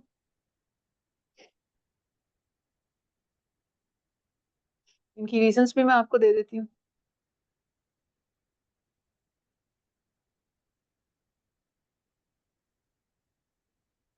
इनके reasons भी आ जाते हैं। Persuade कर रहा है, passage pushes the reader to act, question and hold the leaders accountable. Second के अंदर इन्फॉर्म आ रहा है क्योंकि वो वर्ल्ड बैंक और IMF के बारे में इनफैक्ट बता रहा है, और इसमें नो ओपिनियन इज गिवन। तीसरे में भी इंफॉर्मेशन है, historical propaganda and mostly informative. फिर जो लास्ट वाला था उसमें डिस्क्राइब भी किया जा रहा है और एंटरटेन भी किया जाता है। यहाँ इमेजिनेशन यानी इमेजिन अ वर्ल्ड वाला वर्ड यूज हुआ है, जिसमें आपको इमेजिनेशन यूज करनी है, तो फिर वो एंटरटेनमेंट की मद में चला जाता है, to make readers think creatively. ये गाइड है जी, इसको ज़रूर पढ़िएगा। इसके अंदर वो आपको बताएगा कि जब आप कोई परसुएड कर रहा होता है तो उसका क्या मतलब है, लैंग्वेज के अंदर कैसे क्लूज आपको नज़र आएंगे, कैसे अल्फाज इस्तेमाल किए जाएंगे, कंटेंट के अंदर कंटेंट साइंस जैसी कैसी आर्ग्यूमेंट है, डेफिनेशन है या स्टोरी टेलिंग हो रही होगी, या सेंसरी डिटेल डिस्क्रिप्शन के अंदर आपको नज़र आएगी, या सीक्वेंशियल स्टेप एक्सप्लेन और प्रोसेस करते हुए आपको नज़र आएंगे। इमोशंस की इमोशनल टोन क्लूज भी आ जाते हैं कि anger, urgency, passionate emotional words होंगे, और इन्फॉर्म के अंदर न्यूट्रल वर्ड्स होंगे। एंटरटेनमेंट में ह्यूमर, सस्पेंस, इमोशनल, ड्रामेटिक किस्म की चीज़ें आ जाएंगी, और डिस्क्राइब करते हुए इमेजिनेशन को इवोक कर दिया जाएगा, और यानी फीलिंग्स को भी, और एक्सप्लेन करते हुए यूजुअली यूजुअली न्यूट्रल चीज़ें होंगी और प्रैक्टिकली स्टेप्स बताए जा रहे होंगे। की क्वेश्चंस जो कि ऑथर को पूछना चाहिए परसुएड करते हुए, what does the writer want me to believe, inform करते हुए what facts and information is given, entertainment के लिए अगर आप ढूंढ रहे हैं तो what does the writer make me feel और इमेजिन समथिंग, डिस्क्रिप्टिव अगर आपको लग रहा है तो आप सवाल पूछें कि what picture is the author creating, and explanation देते हुए पूछें कि जी is the author teaching how and why. फिर इसका इफेक्ट रीडर के ऊपर क्या आता है, परसुएड जब कर रहा होता है ना राइटर, तो वो will make you accept the idea, and inform करते हुए make you know or understand something, and when the writer is trying to entertain you will make you feel, imagine and enjoy, and description देते हुए the writer will make you picture a person, place or a thing। Description के अंदर ये चीज़ें आती हैं, and make you understand आखिर में जब ये क्या प्रोसेस है और रीजंस क्या है उसके अंदर। फिर आगे कुछ एग्जांपल्स दी हुई हैं।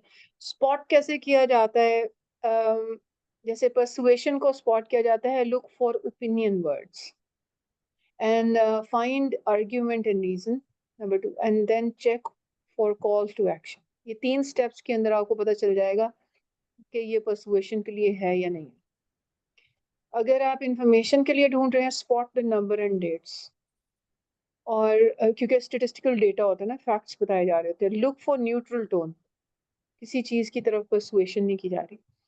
Check for definitions and steps, तो इन्फॉर्म है।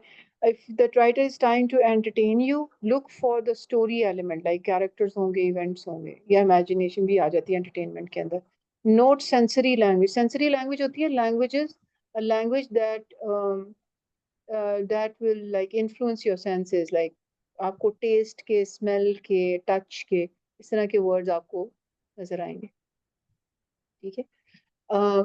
यहाँ साइट के भी, मतलब उसकी आंखों में आंसू थे, ये इस तरह के अल्फाज। फाइंड डिस्क्रिप्शन के अंदर you will again find sensory words, क्योंकि ये पर्सनालिटी डिस्क्रिप्शन के अंदर भी चीजें आ जाती है, ये ओवरलैप होगा यहाँ पे।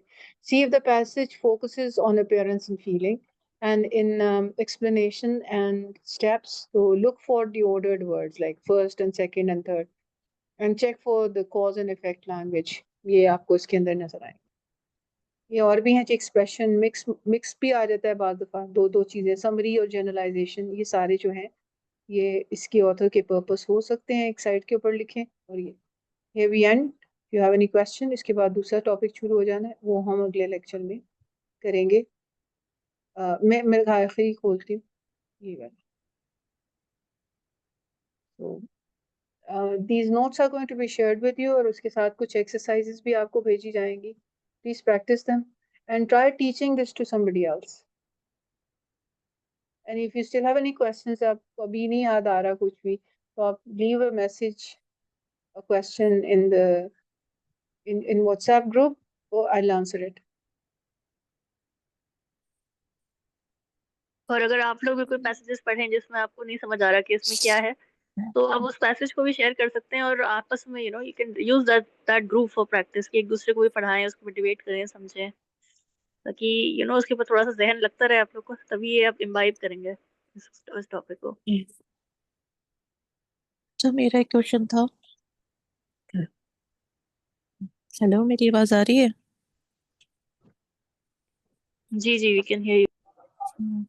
जैसे मेरा एक क्वेश्चन ये था कि अभी आप लोग डिस्कस कर रहे थे कि ऑथर का पर्पस और किस किस तरह की लैंग्वेज हो सकती है लिखने की।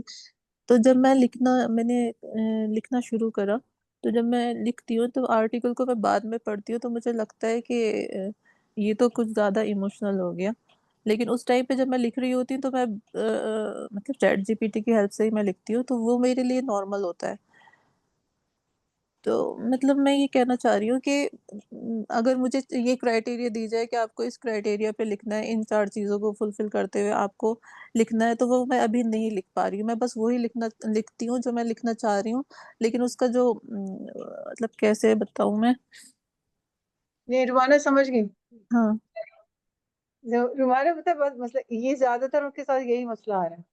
आपको हाँ। पता है हमारे पास जितने भी कंटेंट शेयर हो रहा है ना हमारे ग्रुप्स के अंदर भी, उसमें भी सारी रिफ्लेक्शन ही है। आप ये इसको रिफ्लेक्टिव राइटिंग कहते हैं। हाँ। मतलब तो यू ये feeling, you sharing your emotions and feeling, hmm, तो जहाँ पे फैक्चुअल बातें शेयर करनी होती हैं, वो फैक्ट्स आपको इकट्ठे करने पड़ते हैं थ्रू रिसर्च। हम्म, ठीक है। तो इसके ऊपर हमने आगे जो हमारे अपकमिंग लेक्चर्स के अंदर आपको कुछ और चीज़ें भी होंगी कि ऑर्गेनाइज कैसे करना होता है टेक्स्ट को। प्री राइटिंग टेक्निक्स हमारा अगला है कि अपने आइडियाज़ को कैसे इकट्ठे करें, उसको अपने जो कंटेंट आप जिसके ऊपर लिखने जा रहे हैं उसका टॉपिक क्या है, उस टॉपिक के ऊपर जो है ना आपने किस तरह रिसर्च करनी है, क्या क्या सवाल पूछने हैं जो कि आपको हर एंगल से पता चले। तो ये प्री राइटिंग टेक्निक के अंदर मैं आपको सिखाऊंगी, अगला लेक्चर होगा इंशाल्लाह इसके ऊपर। तो अभी जो मुझे इम्प्रेशन मिल रहा है, मैं गलत भी हो सकती हूँ, तो अभी तो मुझे ये मिल रहा है कि हम ऑर्गेनिक होने की बजाय आर्टिफिशियल नहीं हो जाएंगे इस तरह से। नहीं नहीं रुमाना, हमें असल में ना एक्सपोजर नहीं है इन चीज़ों का हम्म, ना। देखिए हर हम्म, चीज़ को आपको आप तो माशाल्लाह थीसिस वगैरह भी कर चुके हुए हो, तो आपको अंदाजा है कि वहाँ पे जो है ना एकेडमिक टोन रखनी होती है चीज़ों की। हम्म, तो एकेडमिक टोन के अंदर वो पर्सनल प्रोनाउंस भी नहीं होते और आप अपने फीलिंग्स और इमोशंस वाले वर्ड भी नहीं डाल सकते। नहीं, तो वो तो एक अलग चीज हो गई। उस पे पीएचडी की थीसिस होती है, जो भी उसमें हमने 5-6 साल काम करा होता है, तो उसमें उसी से रिलेटेड हम लिखेंगे ना। उसमें हम अपनी कोई वो तो नहीं डाल सकते। जैसे अभी आप मुझसे कहे कि रुमाना किसी टॉपिक पे आर्टिकल लिखो, तो मैं वही लिखना चाहूंगी, लिखूंगी जो मैं लिखना चाहती हूँ। तो ये यहाँ पर ये प्रॉब्लम आ रहा है कि अभी मतलब अच्छा, प्रैक्टिस इसमें नहीं है एक ना। ये भी होता है रुमाना हम्म कि एक तो आपको डिफरेंस समझना चाहिए कि एक क्लेम और एक ओपिनियन में क्या फर्क है। एक हम्म ओपिनियन तो किसी 10,000 लोगों के 10,000 ओपिनियन हो सकते हैं, और उसके पीछे कोई रीजन कोई लॉजिक अगर आप नहीं देते वो क्लेम नहीं बनता। क्लेम वो होता है कि एक ऑथर ने कोई बात कही, उस बात में कितना वजन है, उसके लिए उसने कितने रीजंस दिए, अपने कितने एविडेंसेस दिए कि सामने वाले को कन्विंस कर पाए, तब तो वो एक आर्ग्यूमेंट बनता है, एक वो क्लेम बनता है। अगर आप सिर्फ हम्म अपने ओपिनियंस लिख रही हैं तो ठीक है, हाँ, ओपिनियंस में एक एक इमोशनैलिटी होगी, वो सामने वाले को आप इमोशनली हो सकता है थोड़ा बहुत अपने आर्टिकल के अंदर कैप्चर कर लें, बट उसका इफेक्ट जैसे एक इमोशन होता है 10 मिनट के बाद फेड हो जाता है, it will not stay with हाँ, हिम। तो ये आपको ओके। देखना है कि आप वाकई क्लेम कर रही हैं, और सामने वाले को मतलब सामने वाला अगर अगर आपको ऐसा क्लेम करे तो आप किस बात से मानेंगे उसकी बात, वो हम्म एविडेंस क्या होगा, वो रीजन के ऊपर आप फोकस करेंगे तो आप रीजन लिखना भी शुरू कर देंगे। जैसे आप किसी की बात मानती हैं तो क्या उसमें हम्म उसकी बात में क्या बस एक तासीर होती है, क्या कोई एक्चुअल आर्ग्यूमेंट भी होता है, उसमें लॉजिक हो, कॉमन सेंस हो, या कोई भी ऐसी चीज, कोई एक पैटर्न हो जो आप देख रहे हो, कुछ ना कुछ आपको डालना पड़ता है उसमें उसमें वजन बढ़ाने के लिए। ठीक। देखिए ना, एक होती है ना नैरेटिव राइटिंग, जो कि स्टोरी टेलिंग वगैरह होती है, उसमें ना उसमें वो क्रिएटिव राइटिंग होती है। लेकिन कुछ ऐसी जैसे एक्सपोजिटरी राइटिंग है ना, ये फैक्चुअल बेस ऑब्जेक्टिविटी से को सामने रख के लिखी जाती है। तो आपके सामने जो है ना, लिखते आप अपने ओपिनियन है, आप बेसिकली वो कई दफा चेरी पिकिंग भी कर रहे होते हैं, लेकिन लिख आप हम्म एविडेंस ही रहे होते, साथ में आप एविडेंस दे रहे होते, जो भी आपका मेन पर्पस होता है ना, उसको सामने रखते हुए आप एविडेंस इकट्ठे करते हैं, और उसको इकट्ठा करके तो एविडेंस देके लोगों को कन्विंस करने की कोशिश कर रहे होती वो देखिए एक्सपोजिटरी राइटिंग होती फैक्चुअल ठीक। है, फैक्ट्स आपके अच्छा। सामने। अच्छा, एक मैंने आर्टिकल लिखा है इस वीक, उस वो था पोस्ट मॉडर्नाइजेशन पे था, मॉडर्निज्म पे था, पेरेंटिंग के। तो उस पे जो वो उसका आउटकम आया है वो ऐसा है कि जो अब हमें पेरेंटिंग करनी चाहिए वो इस तरह की करनी चाहिए कि वो बच्चों को बहुत ज्यादा उनको इस बात का समझ आना चाहिए कि क्या सही है क्या गलत है। और मतलब एक हमें उनको अथॉरिटेटिव भी नहीं होना है और ऐसे भी नहीं छोड़ देना है, बिल्कुल स्पेक्टेटर के तौर पे भी पेरेंटिंग नहीं करनी है। तो इस तरह का उसका जो आउटकम आया ना, तो जब मैंने उसको बाद में पढ़ा, मैं सबमिट तो कर दिया है, लेकिन जैसे आप लोग बात कर रही थी कि बहुत ही इमोशनली चार्ज्ड सा उसका आउटकम आया है।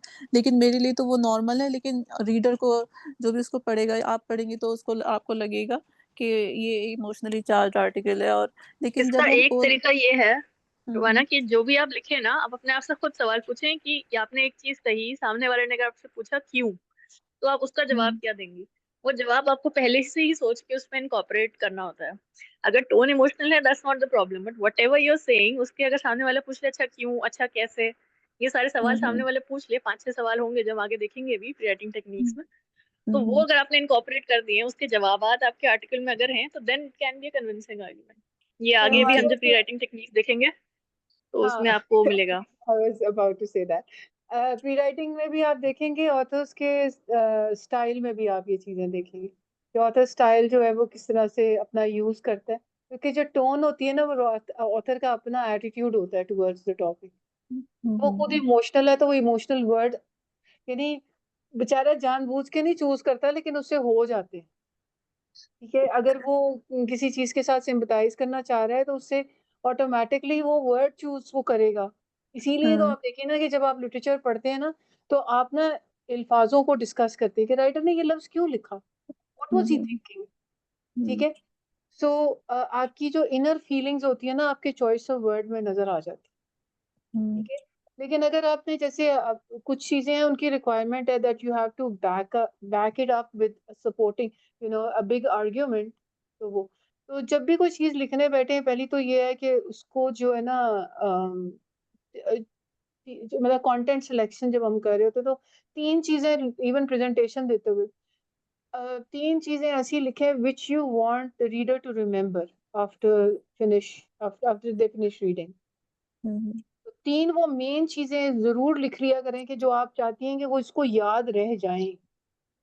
अच्छा बेस्ड ऑन दैट, और जब मैं आपको टॉपिक सेंटेंस पढ़ाऊंगी ना रुमाना, तो जी आपको पता चलेगा कि मुझे इसको लिखना, इसकी टेक्निकलिटी है क्या, मेरा कंट्रोलिंग आइडिया क्या है, और इसके गिर्द मुझे इसको कैसे घुमाना है।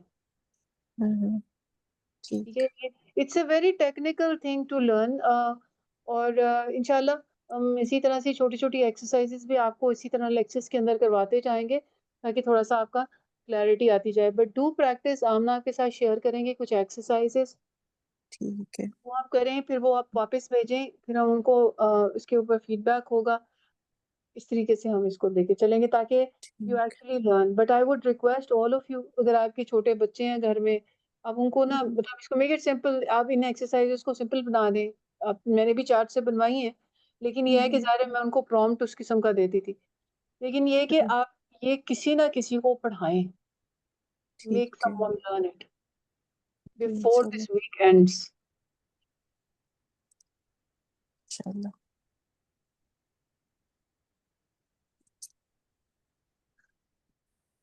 ठीक है, is there any other question? फिर हम, नहीं तो फिर हम इसको खत्म करते हैं। हानी, आप कुछ पूछना चाह रहे थे? I saw your hand raise. जी जी वो एक एक्सरसाइज में क्वेश्चन था। आवाज आ रही है मेरी? जी जी उसमें था कि वर्ल्ड को डिस्ट्रक्शन से, मतलब कंट्री को डिस्ट्रक्शन से बचाएंगे, मतलब इस तरीके से परसुएट कर रहा था ना। तो उसमें फियर वाला एलिमेंट नहीं आएगा थोड़ा बहुत? क्या नहीं आएगा? फियर फियर कि डरा के उसको परसुएट करें कि कंट्री को बचाओ, डिस्ट्रक्शन होने वाली है, इस तरीके से। देखिए ना, मेन हानि अंडरस्टैंड के मेन पर्पस हमारे 3 तरह के होते हैं: persuade, entertain and inform. Business के अंदर जब हम बात करते हैं ना, तो बिजनेस के अंदर एंटरटेनमेंट निकाल के कोलैबोरेशन डाल दिया जाता है। बाकी जो मेन 3 पर्पस है दुनिया में, जो भी कुछ भी लिख रहा है ना, वो इन 3 पर्पस के गिर्द ही लिख रहा है। प्राइमरी पर्पस यही रहते हैं, सेकेंडरी पर्पस कुछ और होते हैं। तो या तो इन्फॉर्म ही किया जा रहा होता है या एंटरटेन किया जा रहा होता है ये। सो इसी के गिर्द सारी जो है ना चीजें बुनी जाती हैं। ठीक जी है, नहीं नहीं, वो मैं वो फियर, नहीं कह और मैंने जैसे कहा है ना कि फियर और फैसिनेशन भी is used as a tool, either inform और परसुएड। नहीं, मतलब वो बिल्कुल एक फियर माइन्यूट। फियर से भी तो आप परसुएड ही कर रहे हैं ना। आई थिंक वो आप जी एग्जांपल निकाल दें हम जो ये कह रही हैं, तो we can explain better. But fear is of course a tool that is used to persuade someone or to convince someone, right? कहाँ इनमें पे से था बता ये? रही हैं आप? नहीं नहीं, इससे पहले वाली जो एक्सरसाइज थी। ये वाली यहाँ पे? नहीं, इससे भी पहले जो आपने कहा था ना कि आप खुद करें, वो वाली, ये वाली, यहाँ पे फर्स्ट सेंटेंस है। फर्स्ट सेंटेंस में? जो ये डिजास्टर वाला नहीं, सेव करें disaster, to save our country from disaster.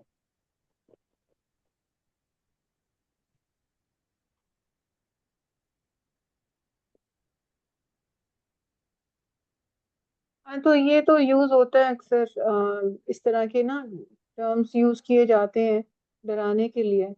और डरा के तो कहा जाता है कि जी आप चूंकि देखिए ना, अगर आप ये काम नहीं करेंगे तो आप बैंकरप्ट हो जाएंगे। अब मैंने मिडिल वे तो बताया ही नहीं ना, दरमियान वाला रास्ता कोई दिया ही नहीं। मतलब या तो ये कर लो या तो फिर खत्म, तुम खत्म। तो मिडिल ग्राउंड नहीं बताई जाती। ठीक है, तो ये एक बहुत बड़ी बाइसनेस होती है। आप यहाँ पूछना है, हाँ जी बिल्कुल परसुएशन भी हो सकती है इसके अंदर, मगर परसुएशन इस तरीके से की जा रही है कि डरा धमका के परसुएट किया जा रहा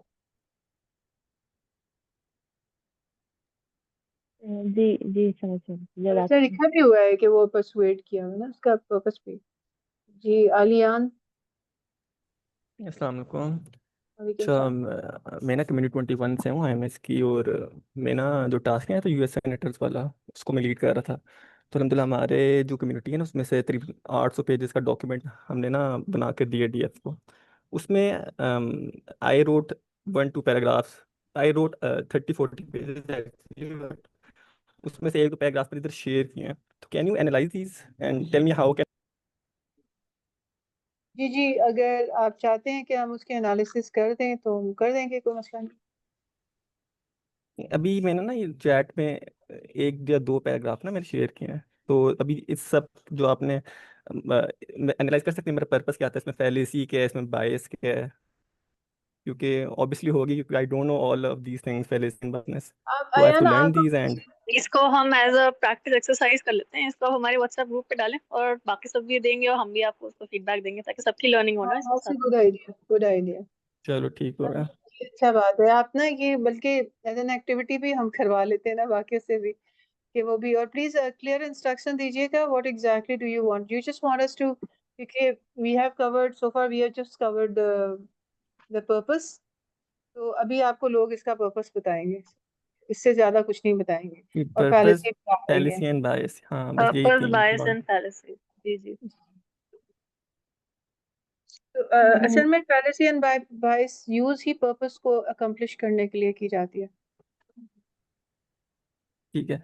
एंड वैसे एक पैराग्राफ को देखकर फिर फैलेसी और बायस को कंक्लूड करना, इज इट फैलेसी इटसेल्फ, या पूरा 800 का पेज अगर डॉक्यूमेंट अगर बंदा पढ़े और उसके यानी उस इट ऑल जी डिपेंड्स, यू नो, कि आपको टास्क इन हैंड क्या है। मतलब अगर आप मुझे एक पैराग्राफ दे रहे हैं तो ऑब्वियसली मैं आपको उसी के ऊपर कमेंट दूंगी, मुझे उसकी बैकग्राउंड इन्फॉर्मेशन कुछ भी नहीं पता। I'll be just talking about something that is written in the text. I'll be talking about only those ideas. सही सही। So that is what I've been asked to do. So मैं हम तो वही करेंगे जो आपने अभी कहा है। अब बाकी डॉक्यूमेंट तो हमने पढ़ा नहीं है, हमें नहीं पता पीछे इसकी बैकग्राउंड क्या है। यानी हाँ यू आर राइट, ठीक है।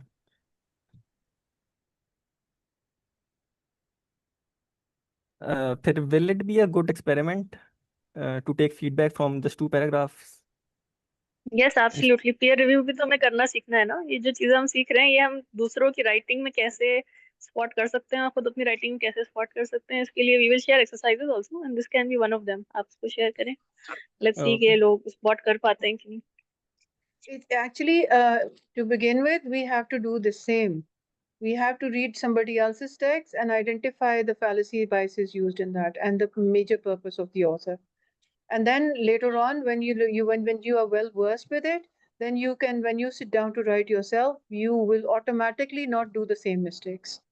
तो पहले तो आप आइडेंटिफाई करना, लोगों की चीज़ों को देख के आइडेंटिफाई करना सीखते हैं, और फिर जब आप खुद बैठते हैं फिर कहते हैं ओहो मैंने तो खुद सेम गलती कर दी, तो फिर आपकी अपनी आहिस्ता आहिस्ता वो गलतियां, with practice it goes away. Okay. Rubina wants to say something.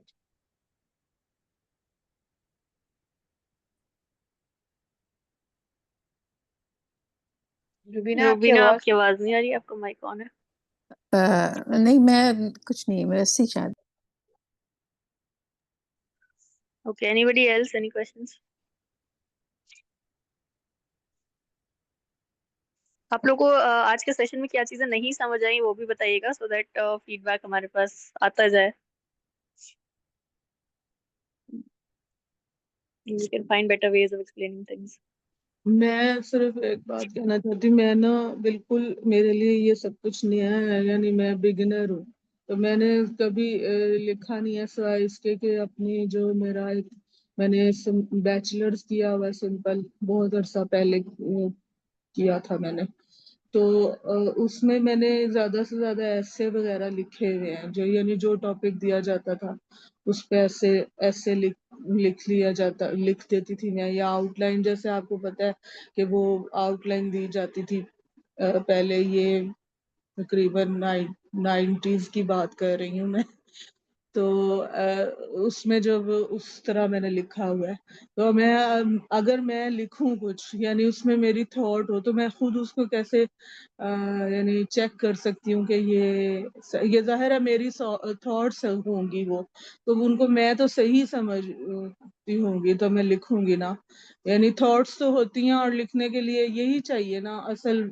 इंसान जो भी उसका लेवल ऑफ थिंकिंग होता है या उसके मुताबिक ही वो लिखता है अपनी, तो आपको क्या उसको कैसे मैं चेक कर सकती हूँ कि ये फैलेसीज है या ये बायसनेस मैंने लिख दी है, कर दी है, मैं खुद कैसे, जो ये कोई दूसरा बंदा ही चेक करेगा ना,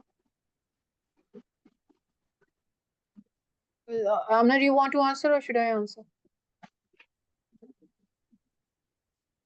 अच्छा अच्छा, ऐसा है कि उसमें देखिए ये इसी वजह से ना हम आपको कुछ प्रैक्टिस एक्सरसाइजेस देंगे। आप पहले जो है ना वो एक्सरसाइजेस कीजिए, उसके ऊपर आपको फीडबैक मिले, ठीक है? वो ठीक है। फीडबैक जब आपको मिलेगा तो आपको अंदाजा होगा कि आपने जब किसी और की लिखी हुई चीज को पढ़ा है तो क्या आप सही मैसेज उसमें से निकाल पाई हैं, आइडेंटिफाई कर पाई हैं कि इसका मकसद क्या था, ठीक है? और जब आप ये एक्सरसाइजेस करती जाएंगी ना तो आपको प्रैक्टिस हो जाएगी आइडेंटिफाई करने की। सो ठीक है। जब आप खुद लिखेंगी और खुद लिखकर उसको थोड़े दिन के लिए छोड़ देंगी, मतलब उसको कहते हैं स्लीप ओवर इट, छोड़ दें उसको, एक आध दिन के लिए छोड़ दें उसको, बिल्कुल हाथ ना लगाए, इसको बिल्कुल ना पढ़े। तो जब आपने एक फैलेसी मतलब इसकी पर्पस ऑफ द ऑथर की प्रैक्टिस की होगी एक्सरसाइजेस के थ्रू आइडेंटिफाई करने की, so after 2-3 days when you sit down to read your own, तो आपको खुद ब खुद नजर आना शुरू हो जाएगी कि ये मैंने क्या किया है, मैंने भी तो वही काम किया हुआ है, ये मैंने ये वाली यहाँ पे फैलेसी यूज कर दी, यहाँ पे ये वाली बायसनेस यूज कर दी। और ये भी कि जिस चीज को आप मानती हैं कि मैं उसको सही मानती हूँ, तो अपने आप से पूछा करें कि इसको मैं सही क्यों मानती हूँ, उसके पीछे मैंने कोई ऐसा अजम्पशन तो नहीं रखा है जिसका मेरे पास कभी कोई दलील आई भी नहीं, बस मैंने लोगों से सुन लिया इसलिए मुझे लग रहा है कि सही है। खुद अपनी बायसेस भी स्पॉट करेंगे, तो अजम्पशंस देखा करेंगे कौन कौन सी चीजें सिर्फ अज्यूम की हुई हैं और उसके पीछे कोई दलील मेरे पास नहीं आई जिसने जिसने मुझे कन्विंस किया था, लेकिन मैंने बस मान ली वो बात। इससे भी आप ये स्पॉट ना कर कि सकती हैं। आपकी बात सही है, लेकिन फिर भी यानी एक चीज के ऊपर इंसान को जब कॉन्फिडेंस नहीं होता ना, तो किसी को देते हुए भी डर लगता है कि ये जाहिर है कोई गलती निकालेगा या मे बी ये मेरी थॉट को जज करेगा। आप समझ रही है ना? इसलिए आपको आप जजमेंट से डरती क्यों है? थोड़ा डर जाता है ना इंसान, लोग जज बहुत करते हैं ना, बहुत ज्यादा जज करते हैं ना लोग। आप हमारे ग्रुप पे शेयर करें अपने पैराग्राफ, अपने एसेज, उसमें देखें कि बाकी लोग आप में क्या चीजें आप क्या सवाल पूछते हैं और आपको क्या सजेशंस देते हैं और कैसे कहते हैं कि आपने यहाँ पे देखिए ये गलती इसलिए है, यहाँ पे ये अजम्पशन दिख रहा है। उससे आपकी लर्निंग होगी ना, अगर आप लर्निंग एटीट्यूड से आएंगे तो आपको फिर जजमेंट से डर नहीं लगना चाहिए। मतलब सामने वाला भी आपको सही करने के लिए आया हुआ है, जज करके मतलब वो क्या क्या नुकसान कर लेगा आपका, है ना? तो इस देखिए लर्नर के एटीट्यूड से आप आएंगी तो आप सीखेंगी चीजें। जजमेंट देना और इवेल्युएट करने में फर्क होता है ना उस्मा। मतलब जी उस्ताद भी तो आपको बताते हैं ना, मतलब आप देखें ना सर साहिल भी जब हमें बताते हैं, उन्होंने पहले दिन कहा था कि मैंने क्लास में छुरा लेके आना है और मैंने ना तबाही कर देनी है आप लोगों की क्लास में, तो इसलिए जो जी है ना तैयार रहना है, इसके लिए मैंने अपनी तो साहिल छोड़ से देंगे। वैसे कभी नहीं पढ़ा, लेकिन अब मेरा दिल चाहता है कि मैं उनसे पढ़ूं। आप सब लोगों के सुन सुन के रिव्यूज। मैं तो आईएफ में हूँ और मैं यानी मेरी एज भी काफी ज्यादा है, 53 की हूँ मैं, और मैं उससे पहले यानी मैंने 90s में ग्रेजुएशन किया था, 96 में, नहीं सही 91 या 2 में, 92 में शायद किया था। तो ग्रेजुएशन में मैंने सिंपल बैचलर्स किया हुआ है उसी के ऊपर। उसके बाद मैं वैसे पढ़ती रही हूँ, लेकिन मैं लिखना चाहती हूँ बहुत, मेरा ये दिल चाहता है कि मैं कुछ लिखूं जरूर, तो बात है, लेकिन मुझे आता नहीं है, आप लोग ये आ जाएगा सिखाएंगे। इंशाल्लाह, आ जाएगा इंशाल्लाह। जज़ाकल्लाह। वही है कि जी Umme Mohammad, good to see you Rubina. अस्सलाम वालेकुम वालेकुम। सलाम। मैंने इन्हीं की बात को थोड़ा सा वो करना था कि एक तो जितना ज्यादा पढ़ेंगे, मुताला बढ़ाना पड़ेगा ना हमें अच्छा लिखने के लिए। अपने आप को जब तक आपका मुताला नहीं बढ़ेगा अच्छी राइटिंग मुमकिन नहीं है। फिर दूसरा ये जो फैलिसीज और बाइसनेस हम ये वर्ड्स यूज कर रहे हैं, मे बी कि आपको लग रहा हो, आपको समझ में आ रहे हैं, जब हम इन्हें प्रैक्टिकली समझते हैं ना मिसाल के साथ, आप कहीं से या तो ये चैट जीपीटी से या फिर जैसे आईएमएस में भी कोर्सेज करवा रहे हैं ना इनके, तो वो गौर से सुनेंगी तो आपको फिर पता चलेगा मेरी जात में, मेरी बातों में कौन कौन सी फैलिसीज हैं, कौन कौन सी बाइसनेस है मेरे अंदर। तो वो फिर जब हमें पता चलेंगी तो वो खुद ब खुद हम फिर बच जाएंगे उनसे कि ये सोच तो मैंने बदलनी है अपनी। जब हम एग्जाम्पल से पढ़ते हैं ना कि ये भी बाइसनेस है, ऐसे सोचना बाइसनेस है, इस सिचुएशन में ऐसे सोचना बाइसनेस है, तो फिर हमें समझ आ जाती है अपनी गलतियों की। फिर उसके बाद जाहिर है हम अपनी बात में भी उसको दुरुस्त करते हैं और अपनी राइटिंग में भी दुरुस्त करते हैं इंशाल्लाह। जी इंशाल्लाह। ये थोड़ा सा मुझे जी जज़ाकल्लाह खैर।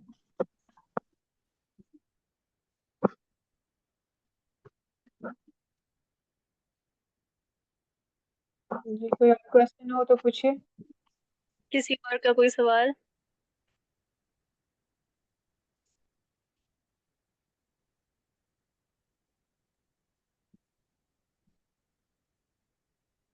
तो कहना है जी जी। जी। अच्छा, हमें कोई लिस्ट मिलेगी discussing the types of fallacies and bias, या ये पहले कुछ स्लाइड्स में हुई है क्योंकि मैं थोड़ा लेट ज्वाइन किया था।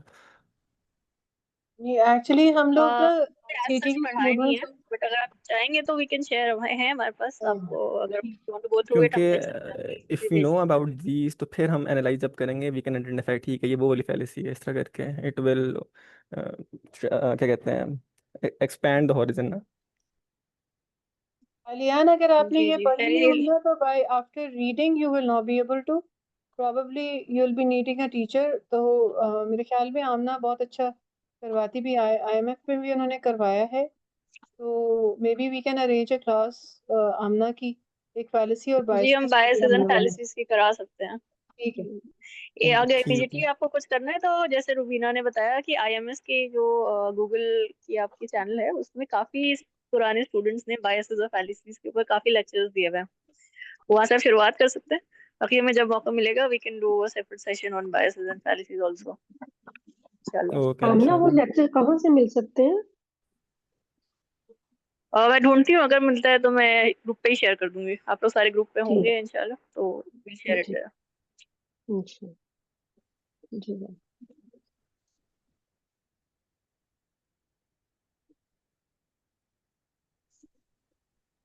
चलिए, अगर ओके आई हमारे थिंक पास और कोई क्वेश्चन नहीं है तो वी एंड हियर। हम ना रिकॉर्डिंग बंद कर लीजिए। हाँ एक second. Okay, can you share our articles on the group for review, or let's keep it just for the practice purpose जो exercise आप करवा रही हैं? इसके ऊपर मैं आमना के साथ डिस्कस कर लेती हूँ, then we'll let you know नया, ठीक है? क्योंकि पता है Okay. अभी मैं आर्टिकल डिस्कस आपके साथ करूंगी ना, तो आर्टिकल में और बहुत सारे एलिमेंट्स होंगे जो कि मैंने अभी पढ़ाए नहीं है, तो वो फिर Obviously, एलिमेंट्स इग्नोर हो जाएंगे। जी बिल्कुल, मैं इसलिए अभी भी नहीं चाह रही कि मैं आपसे कहूँ कि आप रिव्यू कर दें। ओके, एनीहाउ इंशाल्लाह इसको डिस्कस करते हैं। जज़ाकल्लाह खैर। नया रिकॉर्डिंग शायद आप ही ऑफ कर पाएंगे, मेरे पास ऑप्शन नहीं आ रहा, वो आप चेक कर लें एक बार। अभी वो जो आर्टिकल्स की डिस्कशन है ना, वो आर्टिकल्स के अंदर अगर मैं सिर्फ पर्पस के ऊपर आपको कमेंट